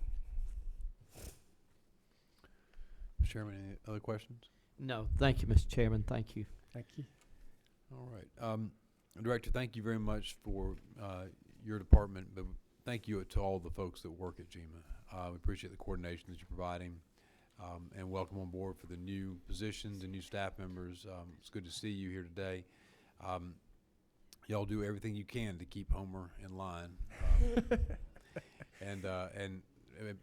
but please continue your efforts to look out for South Georgia, and we appreciate the work and the service that you provided to Gerald Green's district and to other districts of this state. Seeing other questions from members, we'll move on to the next agenda item. Thank you. Thank you, Director. Next item is Firefighter Standard and Training Council. That's Gordon Henderson is the director. I saw Gordon earlier. Yes, there he is. Okay. And Chief Tony Pritchett is the vice chairman. We are glad to have you here today. You all have some budget items this year, this go around, so good to hear from you, and we'll look forward to your presentation. Yes, sir. Thank you. We appreciate you allowing us to be here. I would like to say we appreciate the monies that we were given in the FY 2017 budget. They have helped us a lot. We also appreciate that all of y'all had a hand in passing the House Bill 146, which will hopefully add insurance coverage for cancer for firefighters in the state. With that, I'll move on into what we need, and we're asking for 3 positions. 2 of those positions would be people that would be actually working out in the field. We currently have 2 people that work in the field, and if you'll look on the 3rd page, we're responsible for 615 fire departments in the state, and that includes the entire state. There's approximately 2,221 fire stations within those 615 departments. Annually, we'll give anywhere from 11,000 to 12,000 written tests and 9 to 10,000 skills tests. That's where they actually go out and physically do what they need to do to show that they've got the skills to do the job. Like I said, we currently have 2 people in the field. It currently takes us about 3 to 5 years to get around all the fire departments in the state. With the addition of those 2 additional people, we should be able to cut that to about 1 to 2 years, plus allow those people to do a lot of the things that we do in the different areas. If you look on the very next page with the green and white sections, all right. Currently with the 2 people, one does green, one does blue. The lines that are drawn on there are approximately how we would divide the state to put a person in each one of those divisions, each one of those districts. That person would be responsible for everything that we do in that district, visiting the departments to make sure that they're compliant with state law, testing, all those different things. So that's the reason we need those 2 people, so that we can do a more efficient job at what we're required to do with state law. Since 2008, up until last year, we had lost 30% of the funding for our agency. That meant that we lost 4 people, 4 positions. So what we're asking back for is half of those now.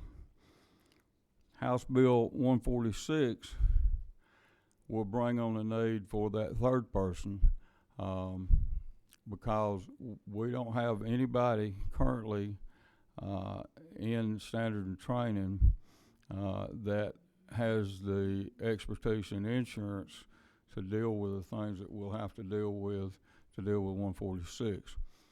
146 makes providing the insurance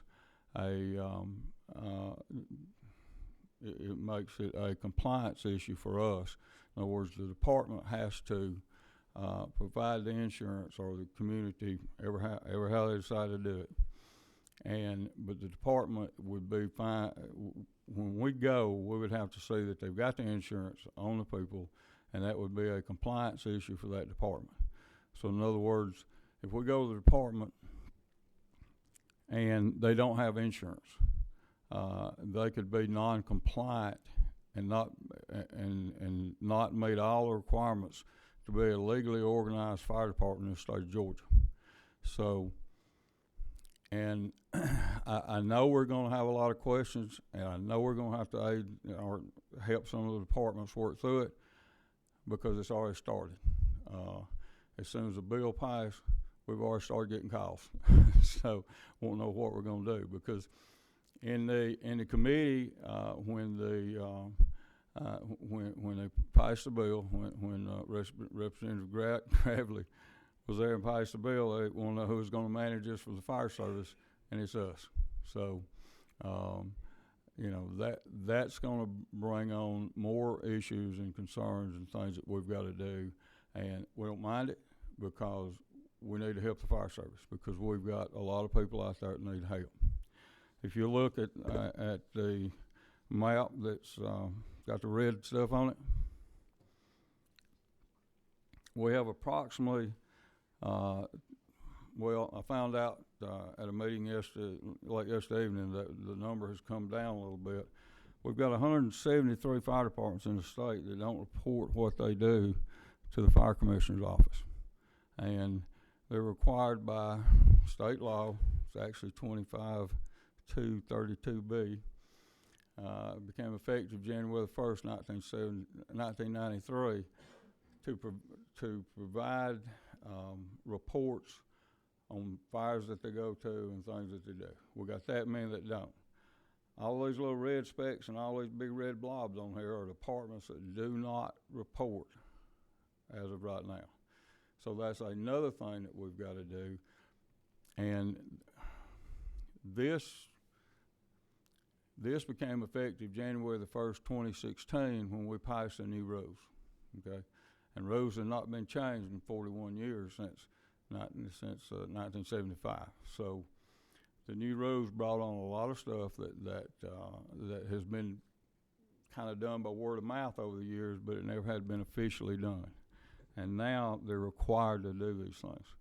Another thing is volunteers have never been required to maintain training records, and they have never been required to do a minimum number of hour trainings each year to maintain their certification as volunteer. So they now have to do that effective the new rules. So that's more things we have to check for. So if we can get 4 people, 1 in each district, that can deal with the departments on a one-on-one basis and a face-to-face basis, I think we'll be a lot better off. Now, another thing that we are looking to do is we are looking to kind of turn our testing around. We do a lot more paper tests than we do online testing. And what we want to do is to begin to do more online testing than we do paper tests. Y'all may remember last year when we talked about our database, and that's part of what that money was for. It began to come online February the 1st and is supposed to be fully running to all the fire departments by March 17th. It's coming on in stages. So once that gets in place, we'll be able to do a lot more things that we should be doing that we hadn't been able to do because of that. So with that coming online, that's one thing that will really help us. Now, we also, with bringing that online, will give us the ability to do our testing the way that we'd like to do it. So that'll help change. If you'll look at the next page, that's basically what our organization chart looks like right now. The only difference would be there'd be 4 people in the field area down in the middle of the page. What they do is they work back and forth. Some of these people that are listed under me here will be out in the field with these people from time to time doing testing, doing investigations on professional standards, doing compliance investigations and those things. So I would appreciate y'all's consideration. Any questions? We have a few. Go with Chairman Willard. Thank you, Mr. Henson. I'm intrigued what you're showing here, and of course that bill we passed has, you brought up some of the question in my mind when we did it. Is there a uniform type policy that's available that we're talking about this cancer insurance for firemen, or is that something that could be a policy that someone's got to, I guess, make up as a beginning document? Do you know? If I understand what you're asking, House Bill 146 will be that document that requires them to have the buy a policy, to buy that policy. Yes, sir. So I'm asking, who is going to have that policy as a company document, insurance company? Do we have already in line companies that make that type policy? Or my understanding, and Representative Gravel might be able to answer this better than me, but my understanding is that there's not a single company that will have that policy.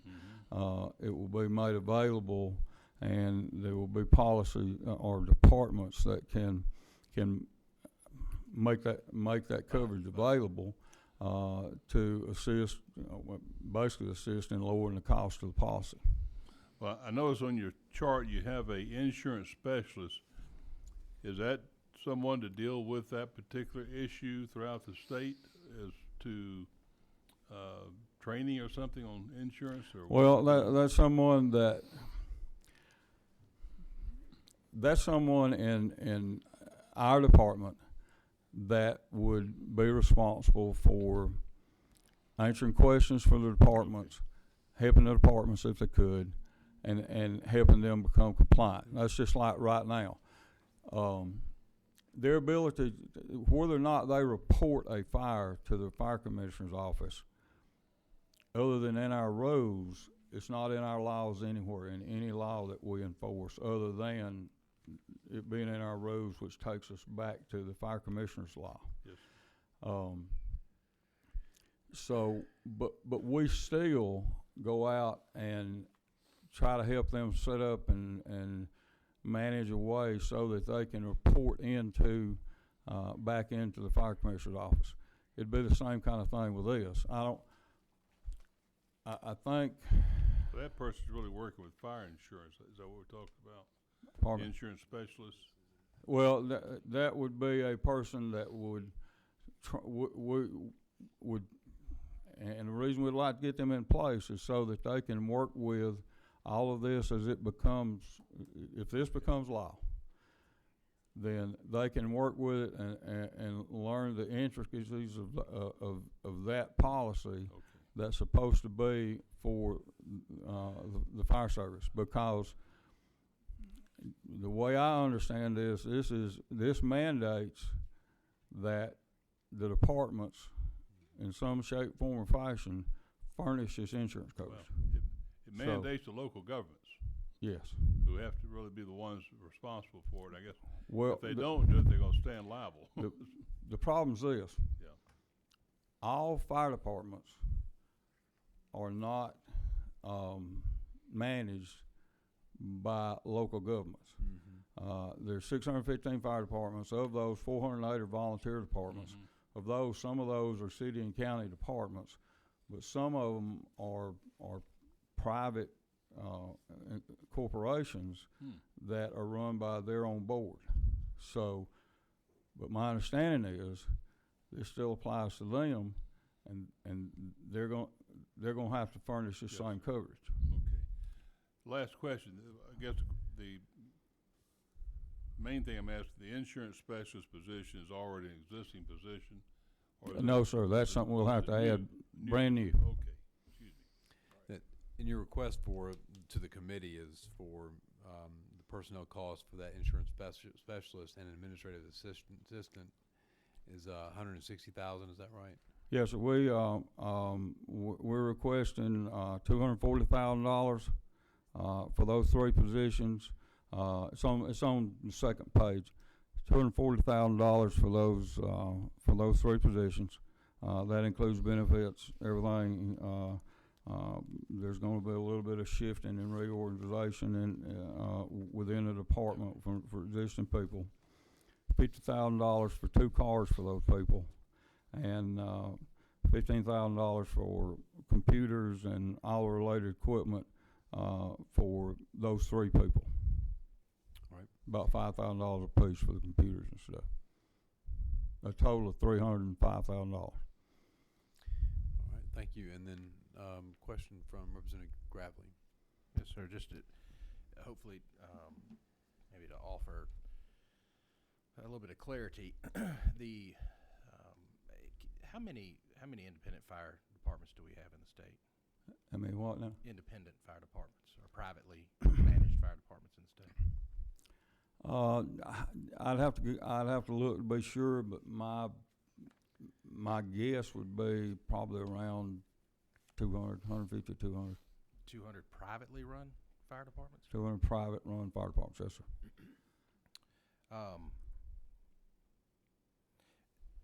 In the current, every fire department, to be a legally organized fire department in the state of Georgia right now, that fire department is mandated to hold a certain type of insurance coverage already in state law. Yes. Correct? So who's managing that currently mandated insurance program? Well, there's several that do it. My understanding is that ACCG covers about 6,000 volunteer firefighters. When you look at numbers in the state of firefighters, if you look at numbers of people on the roster, there's about 37,000, 38. If you look at actual people, there's about 32,000, because, and that difference is you got people that work part-time at other departments, and you've got people that volunteer at other departments. So we've actually got some people on our database that works for full-time for a fire department, works full-time for another fire department, 24-hour shifts, and volunteers at 2 other fire departments. So And when they go to do the volunteer stuff, I don't know. One day they're off, I guess. But there's about 32,000 firefighters in the state. Of those, somewhere between 17.5 are volunteer firefighters. Okay. There's probably about 10,000 or so, 10 or 11,000 that are covered by companies like BSFI. Some of them have cover them through the workers' comp things through the agency that they protect. There's a lot of different ways that it's done. There's no one way that it's done. But I get, yeah, if I may, Mr. Chairman, is the Standards and Training Council managing or administering the current mandated insurance policy for any of those firefighters? What we do with that is we make them aware of state law. In other words, when a fire department comes into being, there's certain things that they have to send us and that we have to see. One of those is that insurance coverage to protect them from injury en route to at a fire scene, And service. back home, or leaving the fire scene, and in training situations. That's correct. So, yes, sir. and what we do is periodically we will ask for that insurance coverage sheet to make sure that they've still got their insurance. And that's primarily simply just checking the compliance issue on that. Yes. Are you in but y'all aren't specifically administering the insurance No, program when a firefighter's hurt on the job. That's really left to the cities and no. the counties. If they call us, we'll try to help them all we can. Exactly. Okay. We will tell them the names of companies that they can call. We don't point them to one company, but we tell them places where they can obtain the insurance. Sometimes they lose it and they don't know where to get it back. So they'll call and ask about that, and we'll try to point them in the right direction. And that'll be something like what would be going on with this to a certain extent. But especially to start with, it's going to be a lot more because this is new to them. Yes.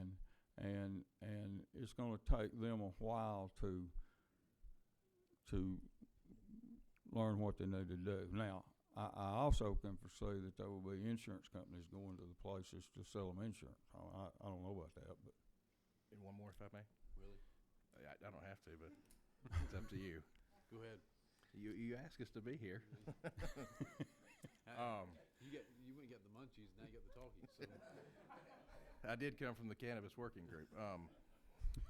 The cities and the counties, there's I think the way I think the extra insurance that is in House Bill 146, which will fall under the currently mandated, essentially that's a comp policy that the firefighters, in order to be a legally organized fire department, they have to carry that comp insurance. So the administration of that is going to be in an interlocal, the cities and the counties will enter into the GERMA situation where it's an interlocal risk management agency where the cities and the counties will be administering those policies.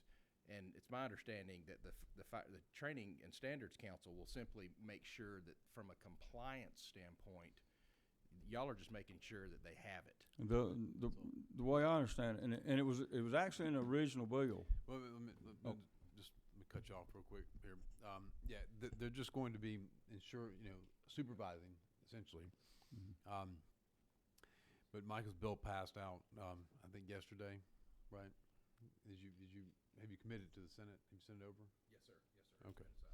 Okay. Well, I'm sure we're going to have a lot more discussion about that bill over in the Senate, and but I want to stay on our schedule, and we've got some others we need to hear from this evening, and so if Mr. Director, I'm going to cut you off, and I appreciate your request here. We've got it 305 is what you're asking for in the additional budget, and I've got 240 on the annual cost for personnel and benefits, 2 vehicles 50, and computers and equipment at 15. My question for you to think about, and it's not for an answer right now, but is to what extent can you get better value out of your purchasing power for equipment and computers and vehicles by partnering with another agency to do that? Because these numbers for the vehicle is a little higher than what we're used to seeing in vehicle requests. So I just want to ask you to ponder that and see if there's not some reductions in savings that you can try to obtain by partnering with some other agencies. Okay, thank you. Thank you. All right, let's. We have one more presentation. I do want to recognize one person while we're transitioning here. Michelle Gertman is here in the back. Michelle, could you come forward for just a second? And the reason why I want to ask her to come forward is because she had the particular request with respect to family violence shelters. Could you just briefly state that request to the committee so they've heard you? I was talking about it earlier with CJCC, with Jay Neal, the director. Correct. And so you may have heard that discussion. I'm not sure if you did. But just if you could be very succinct about why you're asking for the money. Well, and I do appreciate, Mr. Chairman, you let me talk today. And I am in agreements with CJCC. We've been talking for several months on this issue and on the compliance with Department of Community Affairs. And I do know that they are in agreements to give shelters money or give us an opportunity to apply for grant money. However, even though they say they can do a match waiver, federal dollars won't pay what state dollars will pay for and what DCA has been paying for shelters. Some of the things they can coincide, but other things they can't, like mortgages for facilities of shelters that they've been paying for years and years and years. So there's a lot of funding that DCA has provided for shelters that VOCA dollars cannot pay for. Okay, so Ms. Gertman, you will get that to us with a listing of the things that VOCA dollars will not cover that your shelters are looking for coverage that they have been receiving through the DCA money. Correct. I don't want new. I'm not looking for new dollars or correct. add-ons here. I'm looking for a straight line item of what you've already been getting through the DCA money, and then where those numbers don't align with the VOCA dollars. Correct. Okay. I'll get that to you. And one more thing is that the VOCA dollars start in October. The DCA dollars start in July, so shelters would lose 3 months of funding if waiting on the VOCA dollars to start and be in effect. And then the waiver, like you said, is not something that's absolute, and we've seen that, or that takes time to process. How long does it take to process your VOCA applications? Well, this is the first time that we have ever been able to apply for waivers through VOCA, and with this new money that we just got. And they received our award packets, and they told us to apply for the waiver, or that we could apply for a waiver, and we did. And we don't know if we're going to get approved yet or not. Our grant started October 1st, and we still don't have approval on those. Okay. All right. Thank you very much, Ms. Okay. Gertman. I appreciate you being here today. Thank you. All right. Last on the agenda is PACE. PACE, let's see. PACE Academy for Girls is the Center for Girls. And we have with us today, I think the president and CEO is Mary Marks. She's with us today. I saw Nona. There she is. She's also with them for PACE. And so we're happy to have them. And then we have our DA from Macon-Bibb County as well. Mr. Cook, good to see you as well. So if you would, we have 10 minutes scheduled for presentation to the committee. We're running a little bit over, so we'll go ahead and let you take that 10 minutes, then we'll have some questions. And PACE is here presenting because they have a special program that they're operating and using in the state of Florida to provide for girls that are in a bit of trouble, in a state of delinquency, we could say. And they have a program that's been effective in Florida, and they wanted to present that to the state for consideration. Go ahead, Ms. Marks. Thank you, Mr. Chair and members. My name's Mary Marks. I'm the president and CEO of the PACE Center for Girls. We are a 31-year-old organization that was started to ensure that all girls, no matter their circumstance, had the opportunity to reach their full potential. So over our 30-year history, we have gone from one center serving 10 girls in Jacksonville, Florida, to a statewide network of 19 centers across the state of Florida that work with 2,800 girls every year. We've also partnered with the Florida Legislature and the Florida Department of Juvenile Justice to have a 50% decrease in the arrest rate of girls over the last 6 years, while at the same time protecting public safety. In 2010, there were 20,000 girls in the state of Florida being arrested. In 2016, it was reduced to 10,000 girls. How we operate is we work with middle and high school age girls who are considered at risk. And by at risk, we mean these are girls who have risk factors that have been correlated to delinquency. These are girls that are high risk for dropping out of school based on high rates of suspension, truancy, and chronic school failure. These are also girls who are at risk for being involved in child welfare due to poverty and family instability and conflict. So how we function is we provide the full academic school day and wrap around comprehensive social services. These social services include case management and counseling for girls and their families so that we can stabilize families, prevent juvenile justice system involvement, prevent high school dropout, and ensure success for girls in the long term. We also we're community-based. We're a prevention and early intervention program. And we also work quite closely with community partners. So if you look on page 14 and 15 of the impact report that's in your packet, you will see our model and how we function and operate. And you'll also see some of our impacts. So I think important factors to note is that we are intentionally small. Each PACE center works with 50 to 60 girls at a time. It's a 1-to-10 ratio in the classroom. And again, we work with girls and their families to ensure stability, but we are non-residential. Other important factors to note as you look at the impact report is that about 30% of our girls come to us with a prior arrest, but 100% of those girls are at risk for systems involvement. A year after PACE, over 90% of our girls have no involvement with the juvenile justice system. Similarly, about 75% of our girls are coming to us having failed at least one class, and many of them at least 1 to 2 years behind academically. 94% are improving their academics while at PACE, and over 70% have a positive placement either in school or employed a year after they complete PACE. So we have a highly successful and proven model in the state of Florida. We have been working for several years with many leaders in Georgia, Representative Willard being one, and have had some strong community support in Macon-Bibb County. This includes District Attorney David Cook, who's here with us today, Boys and Girls Club, United Way of Central Georgia, and the Macon County School District itself in terms of bringing the organization to Macon. And at this point, I think if you turn to page 17 in the impact report, you see an overview of the funding model. And it's a public-private partnership in which approximately 70% of the funding is public funding and 30% is privately raised, with all startup being privately raised. So at this point, I'm going to turn it to my colleague, Nona Jones, to talk a little bit more about return on investment and the funding model. We're moving very, very quickly. Thank you so much, Mr. Chair and committee members, for being here. So the reason we are here, part of the funding model in Florida is half of our funding, about 49% of our funding, is allocated from the Florida legislature through the Department of Juvenile Justice as an early intervention and prevention program.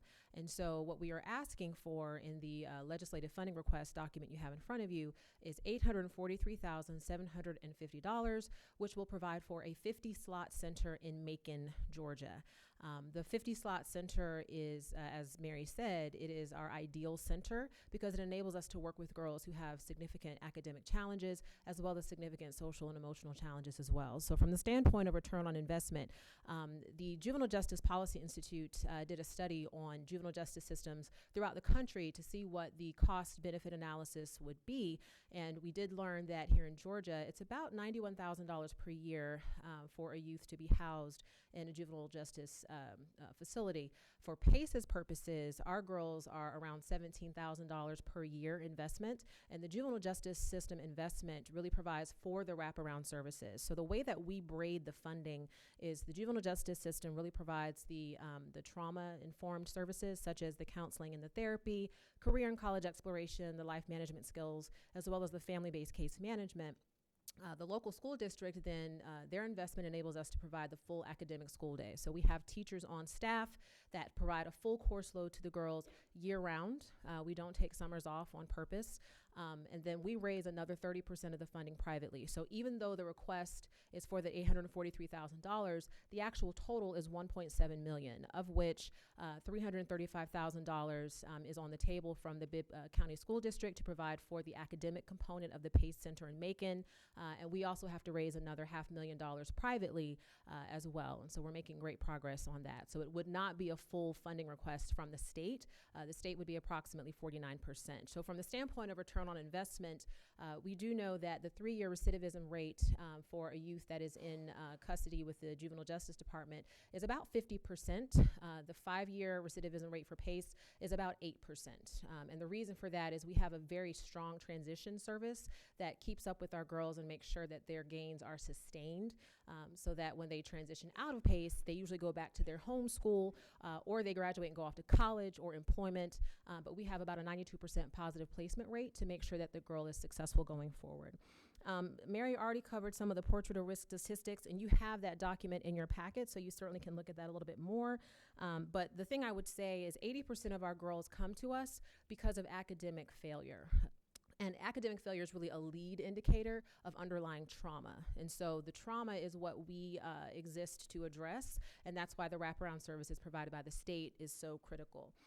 I will also mention, from a standpoint of local progress, the Macon County Bibb Schools, the Bibb County Schools District is a great partner with us. And the reason they're such a great partner is because about a fourth of our girls have already dropped out of school by the time they reach PACE. So when a girl comes to PACE, gets what she needs to go back to school, we're actually returning a student to the school that wasn't attending school in the first place. And so they're really excited about that prospect.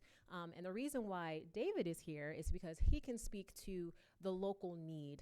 I know one of the questions that you may have is, how did we land on Macon?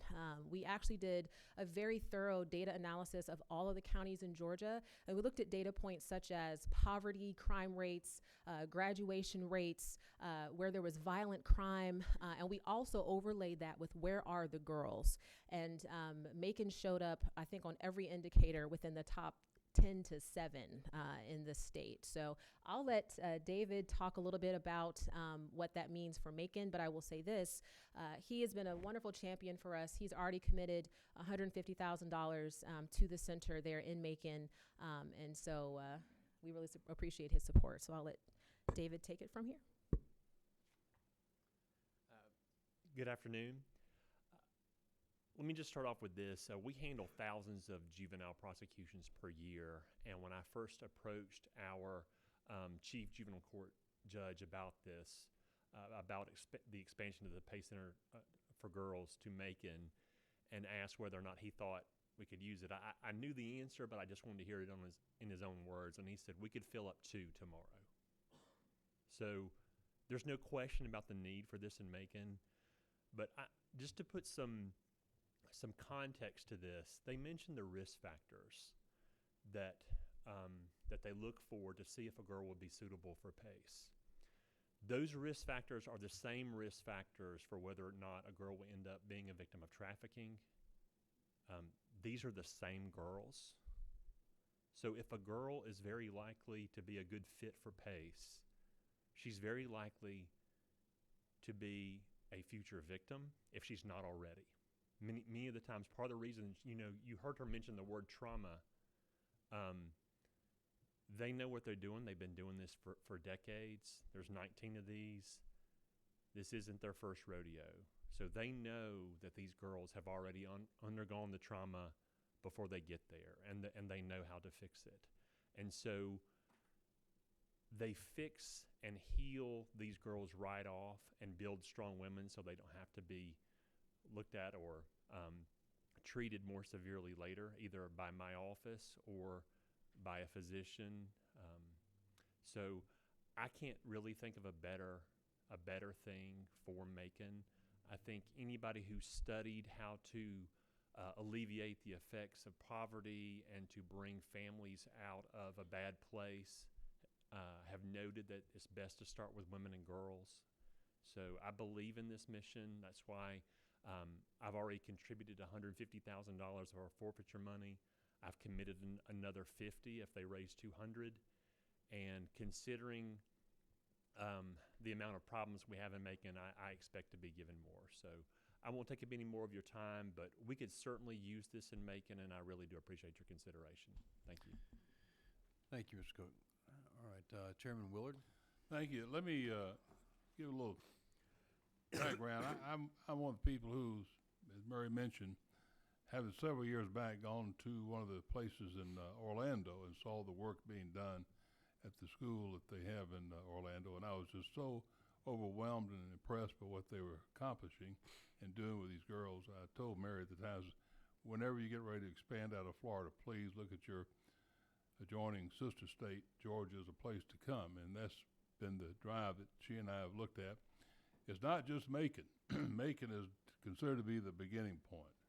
We want to see this throughout the state.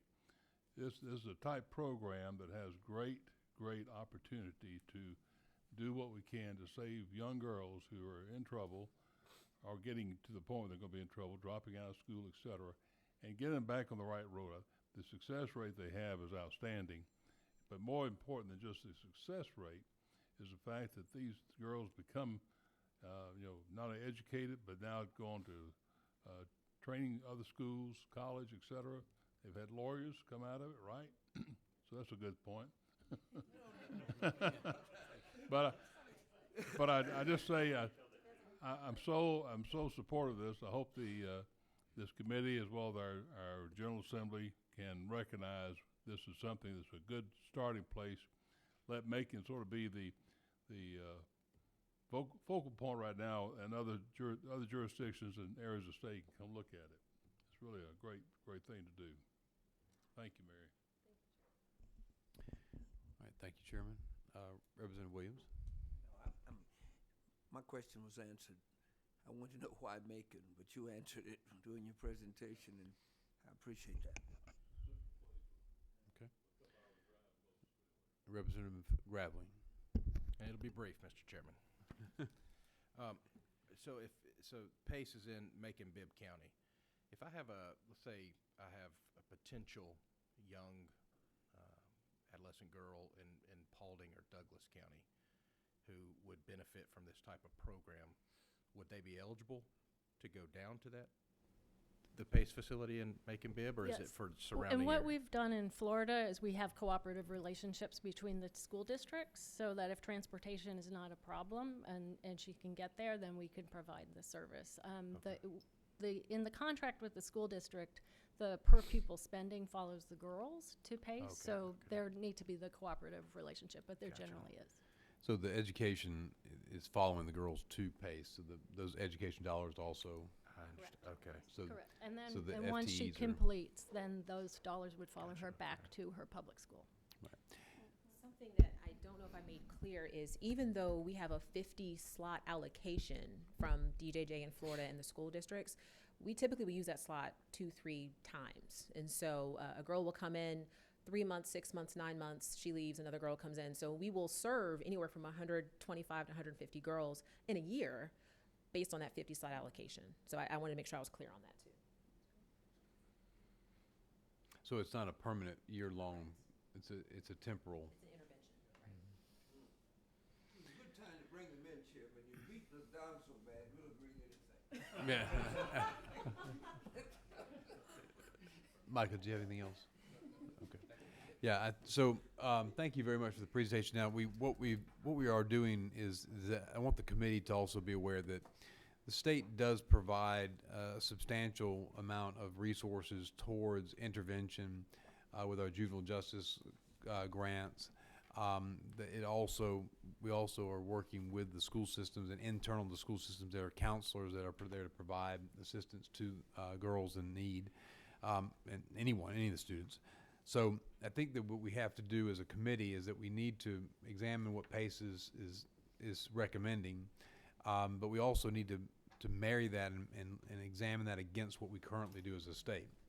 There's also a need to be specific in understanding what the real demand is in Macon-Bibb County. I know we've heard from the DA, but you know, looking at the state data also would be very helpful. Comparing that to the data points that you have, I think will be very helpful to determine whether or not a pilot program is appropriate in Bibb County or whether it should be somewhere else. But I think from our perspective, we want to make sure that there's actually a demand there that can be serviced, and then so we need to pull that together. Just so we're clear, we handle between 2,500 and 3,000 juvenile cases per year, and I would think between, this is just estimating, but 700 to 1,000 of those would qualify for pets. So yes, yeah. So when my chief juvenile court judge said we can fill 2 of them tomorrow, that was not an exaggeration. Okay. So those are some things that I think we need to peel back on and do some research on our side of this issue. But I appreciate Chairman Willard's attention to this and request to bring this before the committee. And I am pleased and have appreciated the information that PACE has provided. And of course, we applaud DA Cook and his office and what matching contributions they are providing in the school district of Bibb County, what they're willing to do as well. So we appreciate the public-private partnership that's already emerged, and we'll look at this. But I think it's going to take some time to scrutinize and to look at it and evaluate it from the state's perspective in terms of allocating state dollars towards it. Okay. Thank you very much. If there are any other questions of the committee, then we'll stand adjourned, and we will be back before Al leaves. We will be back here tomorrow. Are we in the same room, Courtney? I think we're in a different room. 341 is where we're going to be tomorrow, Friday afternoon, from 3 to 5. Sorry, Thursday afternoon, 3 to 5. And then we're going to also be looking at what? And then we're also going to be looking at time Friday. So if we have overruns from Thursday, we may be coming back together Friday. So we'll see. All right, with that, we'll stand adjourned. Thank you very much for being here.